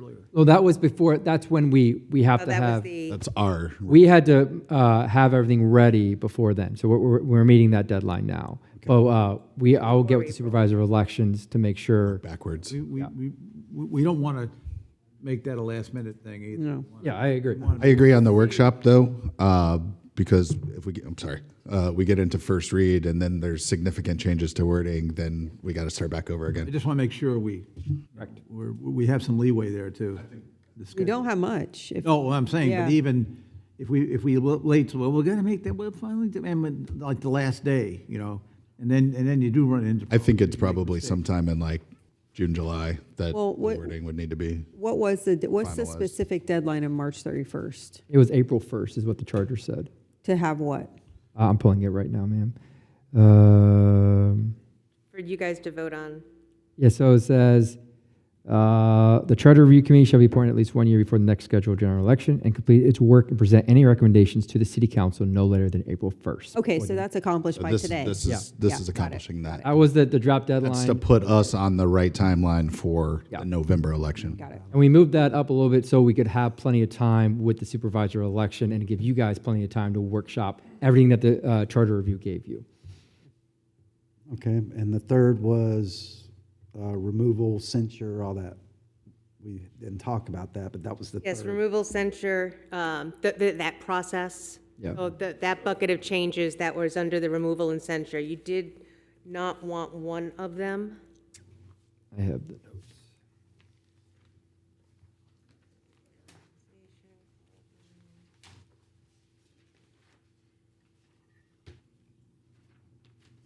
Policies and procedures, we're pulling out the remote participation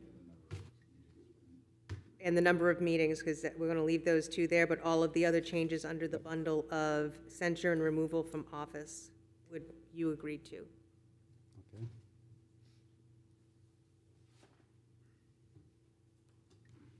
So that, Any questions for Dr. Dumont before you guys move on? no, I was just gonna, I was trying to get to, just thank you so much, Dr. Dumont, for, assisting us. I know you're being paid, but still, I appreciate your assistance.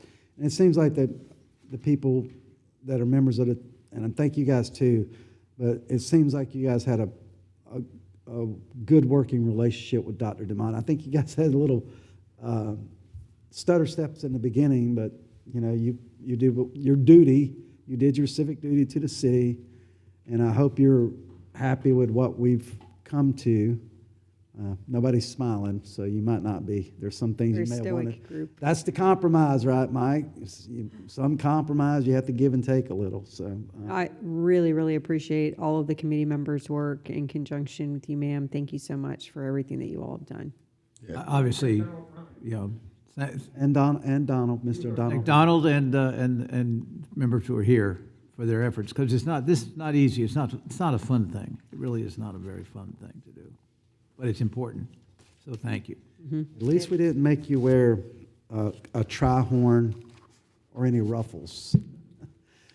Anything else from the council? Yeah, just wanted to echo what everybody else said. I appreciate your work, and then for the committee, thanks for stepping up and doing this work for us. You guys did 90% of the heavy lift, and we get to come kind of pick it apart at the end. So I appreciate all the work that you guys have done to give us some stuff we can put on this ballot, and hopefully maybe take care of some of the other administrative stuff that falls kind of lower on the list in the next general election. So again, thank you. They were a pleasure to work with. Thank you, ma'am. So right now, we have to open this up for I was gonna go. Go ahead. We're gonna open this up for public comment. So if you have any comments concerning the charter review, please come forward. Jeannie Duarte. This is kind of unfortunate. This group, I appreciate their efforts, but they were actually directed to use the current charter.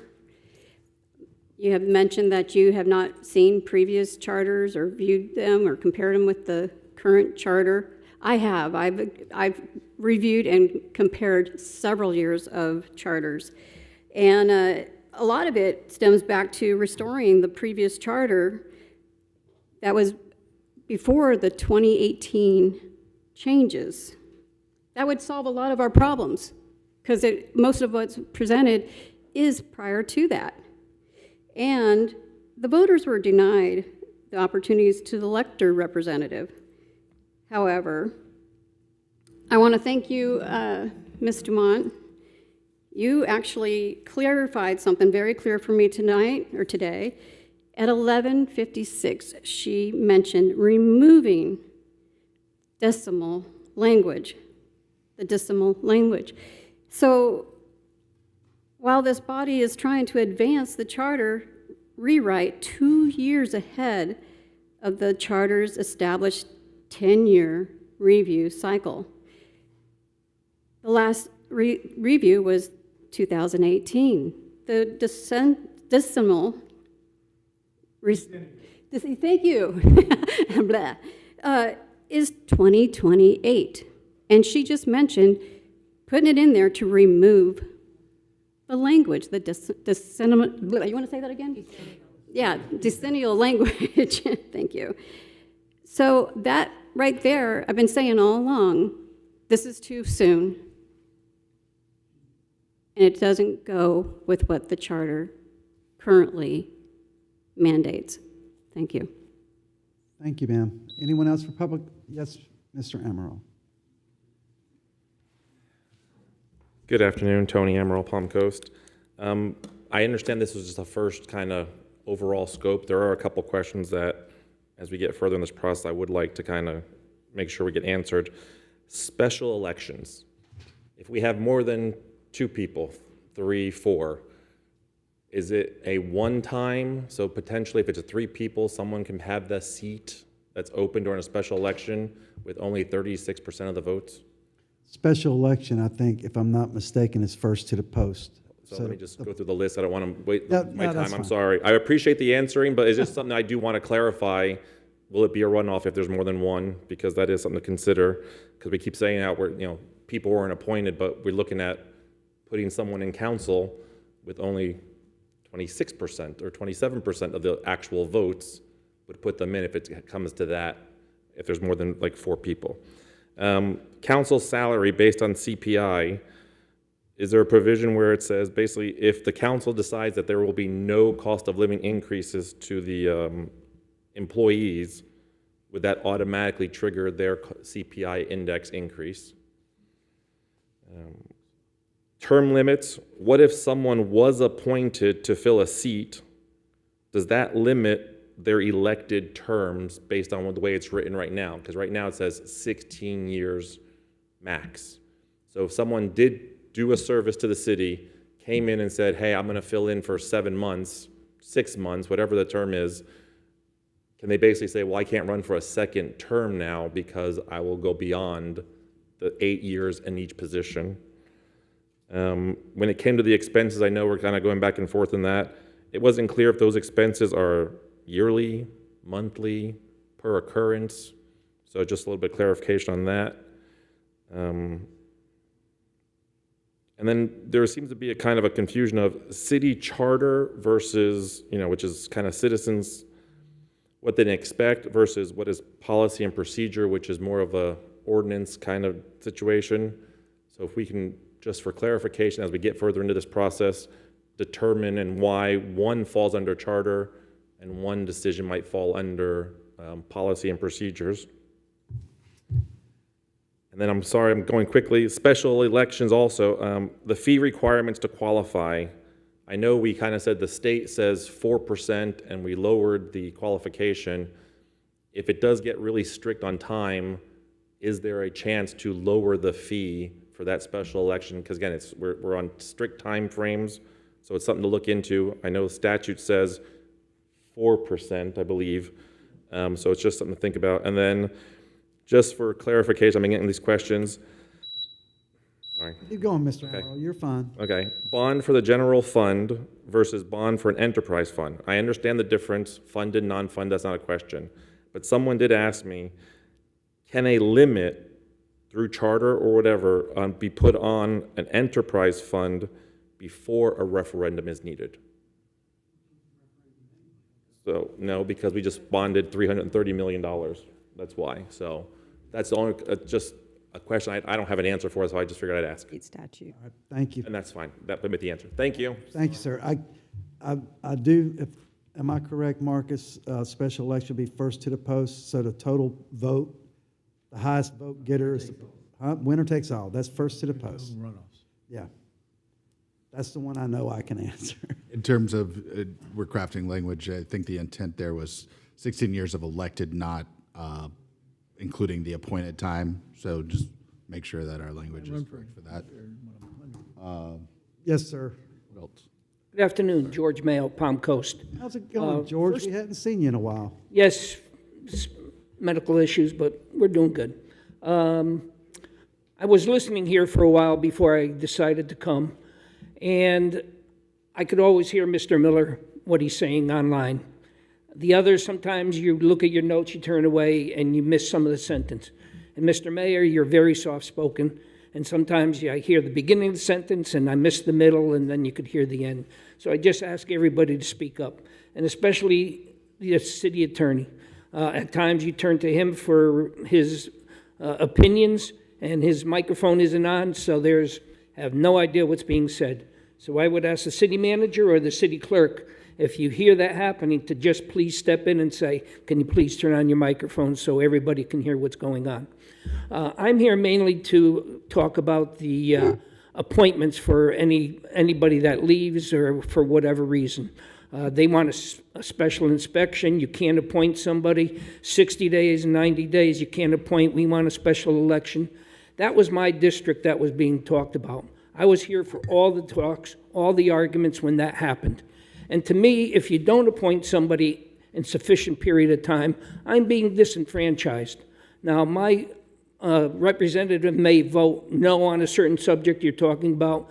Now, I could call Mr. Miller and Ms. Pontieri, and their representative people are saying, "Oh, vote yes on it." So if I call him, is he going to listen to his citizens, or is he going to listen to me? So, as Ms. Pontieri also pointed out, if you're voting on your budget and you have a 2-2, that does no good. So I don't believe any of this. You can't appoint somebody. All of you are intelligent people. All of you were elected. I think you're smart enough to appoint somebody almost immediately to fill a seat so that everybody is represented. Not only me, but everybody in my district. Do not disenfranchise us. I don't believe this, oh, you have to have a special election every time. Maybe after a certain period of time, but somebody should be appointed immediately and done that. Well, I also don't believe in term limits. It's called public service. There are many public service servants in Washington who have been there for decades. And sometimes they're good enough to be there for decades. And that's up to the voters to say, I want you to stay there. I want you to stay there. So for us, to me, to say, you can't be there anymore, you've been there long enough, they may have more to give. And I don't think that's up for any city council and any county commission, anybody, to say there's term limits. But that's just me. I don't think there should be term limits. If you're good enough and the people like you and you voted to serve their needs, I think that should be sufficient. One other quick thing, just complete up from this, is at times during the meetings, during the whatever you're having, one of you may say, oh, I went to the TPI meeting, I went to the COC meeting, I went to the TPA meeting, and then you talk about it and they want to spend this. Well, sometimes at home, I know a lot of them, but I don't know all of them. I don't know what you're talking about when you tell the people I went to the TPA meeting, I went to the CPI meeting. At least when you start your conversation, say, I went to explain what that meeting is, and then going forward, you could say TPA. You don't have to give it. But a lot of times, all of you understand this, so you don't even flinch. But for the voters out there, when you hear, I went to this meeting, please state what meeting it is and what it's all about. Thank you very much. Have a good day. All right, thank you, George. I'm sorry, I've never been called soft-spoken before. But I'll try to get the mic There is a closer to problem. my Hey, speak up, guys. face. Okay. If I speak like I'm a drill sergeant and everybody, And then you're mean. yes, sir, go ahead. Jeremy Davis, Palm Coast resident and small business owner. It was mentioned that there has been a lack of participation. Let's be clear about what that looks like. There are 3 regular residents in this room and 2 candidates, 5 people, and we are discussing potential changes to the governing document of this city. Low participation is not public approval, it is public disengagement. And people are disengaged because they do not realize how serious this is. I did not start coming to these meetings because I was interested in local government. I started coming because government decisions affected me. That is how most residents get here. Something goes wrong, something impacts their property, their business, or their wallet. If we know that, then we should not treat low turnout as validation. We should treat it as a warning sign. If you're changing the rule book for how power works in this city and almost no one is in the room, that should concern you. Important decisions should not move forward quietly just because they are technical and feel boring. If it matters, it should be explained in plain English and strong enough to stand in front of a full room. 5 people is not community engagement. That is the reality. Thank you. Thank you, sir. Anyone else for public comment? Yes, Mr. Matrano. Mr. Mayor, Ms. Pontieri, my condolences. Welcome, City Manager. City Council, I have to tell you, in the beginning, when we first started this whole collective agreement to try to give you some charter help, and someone said, oh, we're going to have a facilitator. I'm like, well, we have a city attorney, we have a clerk, we have very talented people in the back. Why do we have to do that? Well, I have to tell you, after the first 15 minutes of the meeting, I learned very quickly that it takes the area of expertise and knowledge and the ability to do what Dr. Dumont did, was to bring you a very workable document, then not other than toss it back to it to be manipulated, changed, and not in a bad way, but in just the way it is. And so I urge you to look at the qualifications that Dr. Dumont has and the experience that someone like she brought to the table going forward, that you look at that always. In fact, you should put that in your ordinance, that this is a requirement to hire an outside professional to do that. And her guidance helped my colleagues on the board, and her guidance also helped the people that did come. And even though it wasn't a lot of them, every one of them that came, we thanked them.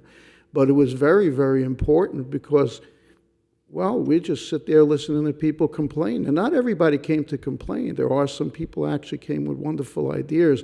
And every one of those people that were on the backup to us, those folks there were in the audience oftentimes coming up with other perspective because they sat there and listened and were prodded by the professional that she was. So I have to tell you, that was refreshing. And it also makes it where we're not suspect why the city wanted to hire a professional. We now feel comfortable. I felt comfortable 15 minutes in when I realized, remember, when you have a fire, you want a fireman to go put out your fire.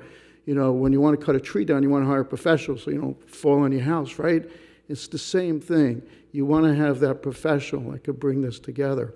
And the one last thing I did want to say was on the borrowing of the money, the time frame, the allowable time frame, it might allow your city manager to negotiate for you to get a better rate when you can stretch these things out. I agree with the mayor, debt is not good. Sometimes you have to have this in the interim, so anything that you do, if you borrow longer term with the ability to pay off sooner, so you borrow for 10 years, makes the payment lower, you have the ability to accumulate money, pay it off quicker, debt is down. So anyway, that's what I have to say, and I thank you for allowing me to serve on the committee. Thank you, sir. Okay. Anyone else for public comment? Seeing no one come forward, we'll bring it back to the dais. Any follow-ups from the council? I guess this doesn't concern you, city manager. Just, I will make sure that any acronyms I use going forward, I'll try to make sure that I explain what I'm referring to in terms of committees and things like that. If I don't, please remind me so that I can. Well, the one thing about that is most of the people that are here are usually always here, and they understand what we're talking. If we say the CIP or the SAP, they get it, but we could be a little bit more and I clear think on we probably lose sight of that given that there are other people watching online and things like Yeah. that. So. Well, yeah, you really don't think about it, but yeah, anytime when I was instructing or whatever, if you're talking about something like the harness single point release for jumping out of airplanes, you go with the harness single point release, then you use the acronym for it. So you had something, Vice Mayor? Just really quickly, because it's time sensitive, I know we had a resident come to the podium, I think last meeting, about an Army Corps of Engineer letter concerning a development. I've been trying to gather as much information as I can from staff on this, and I bring it up now because I think the deadline for us as a council to respond or to speak up about any concerns we might have is March 3rd. Which is the day of our next business meeting. So to the extent we do want to submit anything to the Army Corps or any other parties that we need to communicate with, that's our deadline, and we don't have a meeting until then, and it's a night meeting. So from what I understand, and I could be not 100% correct, because in all candor, again, I'm trying to get as much information as I can. This was kind of just dropped in all of our laps, I think, last week. This development has already been previously approved, and now their permits have expired through the Army Corps. So we don't obviously have the ability to approve or deny Army Corps permits. But I think there's some resident concern that we as a city need to make sure that there aren't any additional environmental impacts that were not previously contemplated through this development. So I would just ask for consensus from council that we simply submit a letter that states, hey, we want to make sure as a council that our city is not going to incur any additional environmental impacts based on this application.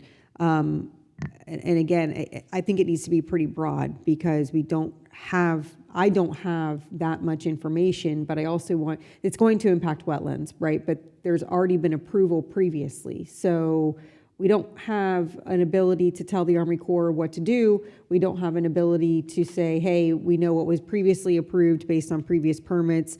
But we're still concerned because we don't have that power. But I think that we can reach out to the Army Corps and say, we want to make sure that you all can tell us as the Army Corps that what is being applied for or what permits are trying to be renewed are not going to impose any additional environmental impacts on our community than what was already contemplated. Yeah, I guess is there any change to, are they just basically putting in the same application No, again, it's or it's different? It is different. Now, it does reduce density, but what I can't ascertain from looking at what I've seen is whether or not it increases or reduces the amount. There are these little bridges that are going. Yeah, over it's patches of my wetland. understanding is kind of like a land base for roads to connect throughout the community. But I can't tell if there's more or less of those. Right. I just don't know because again, this is kind of, we just don't have a lot of information.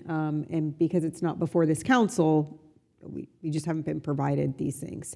So that's why I say if there are going to be additional impacts, I would like us to take the position that we obviously are concerned about that. We would oppose any additional environmental impacts that any amended application That may exceed cause. the previous permit. Correct, yeah. I'm good with that. I have no problem with that. I'm okay with that. Thank you for checking into that. Yeah. I didn't. Yeah, Mike showed me the map and stuff. I'm like, wow, yeah. It's a lot. This is our future. Yeah, And it's all, it's quite a, yeah. It's but again, it's complicated. not us to approve or Army deny Corps. it. It's the Army Corps. So, Exactly. yeah, but I think we do, on the record, need to let them know that to the extent it exceeds, we have an issue with it. So Yes. is that something, Marcus, that you can put together and maybe just circulate to the council members before it goes out? Okay. There's a timeline before the third, right? The third is a deadline to kind of pipe up and express any concern, any quote, interested parties. I can send you the letter. It was, I think, admitted into the record last week during the business meeting. Okay. Yeah, I'll draft something and get it circulated. Miss Connie brought that forward, right? There were, I mean, I got emailed by quite a few people about it. Yeah. You got anything, Councilman? Darlene Shelley as well. You recovered, Councilman Miller? You're good? No, I do need to bring up the Florida Gators. We're still not, that was. We're not in final. We're not, not okay. there. As long as I get my chance. We're still. Oh, I'm sorry. Oh, that's right. Yeah, I thought so too. I'm Not there sorry. yet. My bad. All right, we'll open up for final public participation. See, no one come forward, bring it back to the dais. Item's not on the agenda. You got anything, City Manager? No, sir. Councilman Miller? Florida Gators Gators. played 2 basketball games, won both by double figures, now in the top 10 again. So looking forward to them continuing to get better. FSU beat Clemson. Yes, ma'am. Only thing I'll say is we had the USTA tournament over the past few weeks. Received a lot of compliments on how well the tournament was run. So thank you to staff for that. Thank you to all the athletes who came and competed. Councilman Miller and I got to watch the women's final, and daggum, those girls were good. It is something to watch them in person. If you guys haven't been able to go to any of these professional tournaments that we have right here in our community, go. It was amazing, even with the not so great weather. Really, really talented athletes, and so really good tournament. Thank you to the staff, and thank you to everybody who participated. It was really cool. Though we did get moved away from the courts because apparently Finn I brought my little was a guy. distraction to. He was laughing. I don't even know. I don't think there was really anything there, but the umpire asked. He us likes to. He goes to my cousin's volleyball games, and he likes to watch them. He's play. giggling as he it's was going giggling back at the ball going back and forth and back and forth. So they asked us to move, but enjoyable for all ages. Yeah. Councilman Sullivan? Since we're talking sports, congratulations to the U.S. women and men's hockey teams for winning the Olympics. And again, thanks to the Charter Review Committee for their hard work. And is well appreciated by us, believe me. I really don't have anything. I think FSU's got a great team for baseball this year, but that's par for the course. What you got, Council? Nothing, sir. They gotta push through at the end. That's the problem. That we know that. Never won the championship. City Manager? All right, motion? Motion to adjourn. I think you guys played in like 5 championship Yeah, series. yeah, exactly. Sean, like I told you before, Sean, they're only losing. I was watching their opening game. Very nice to meet you. 2 weeks ago. The woman who scored the final goal. You definitely understand. You really have. You had a home run on the first pitch? Yep.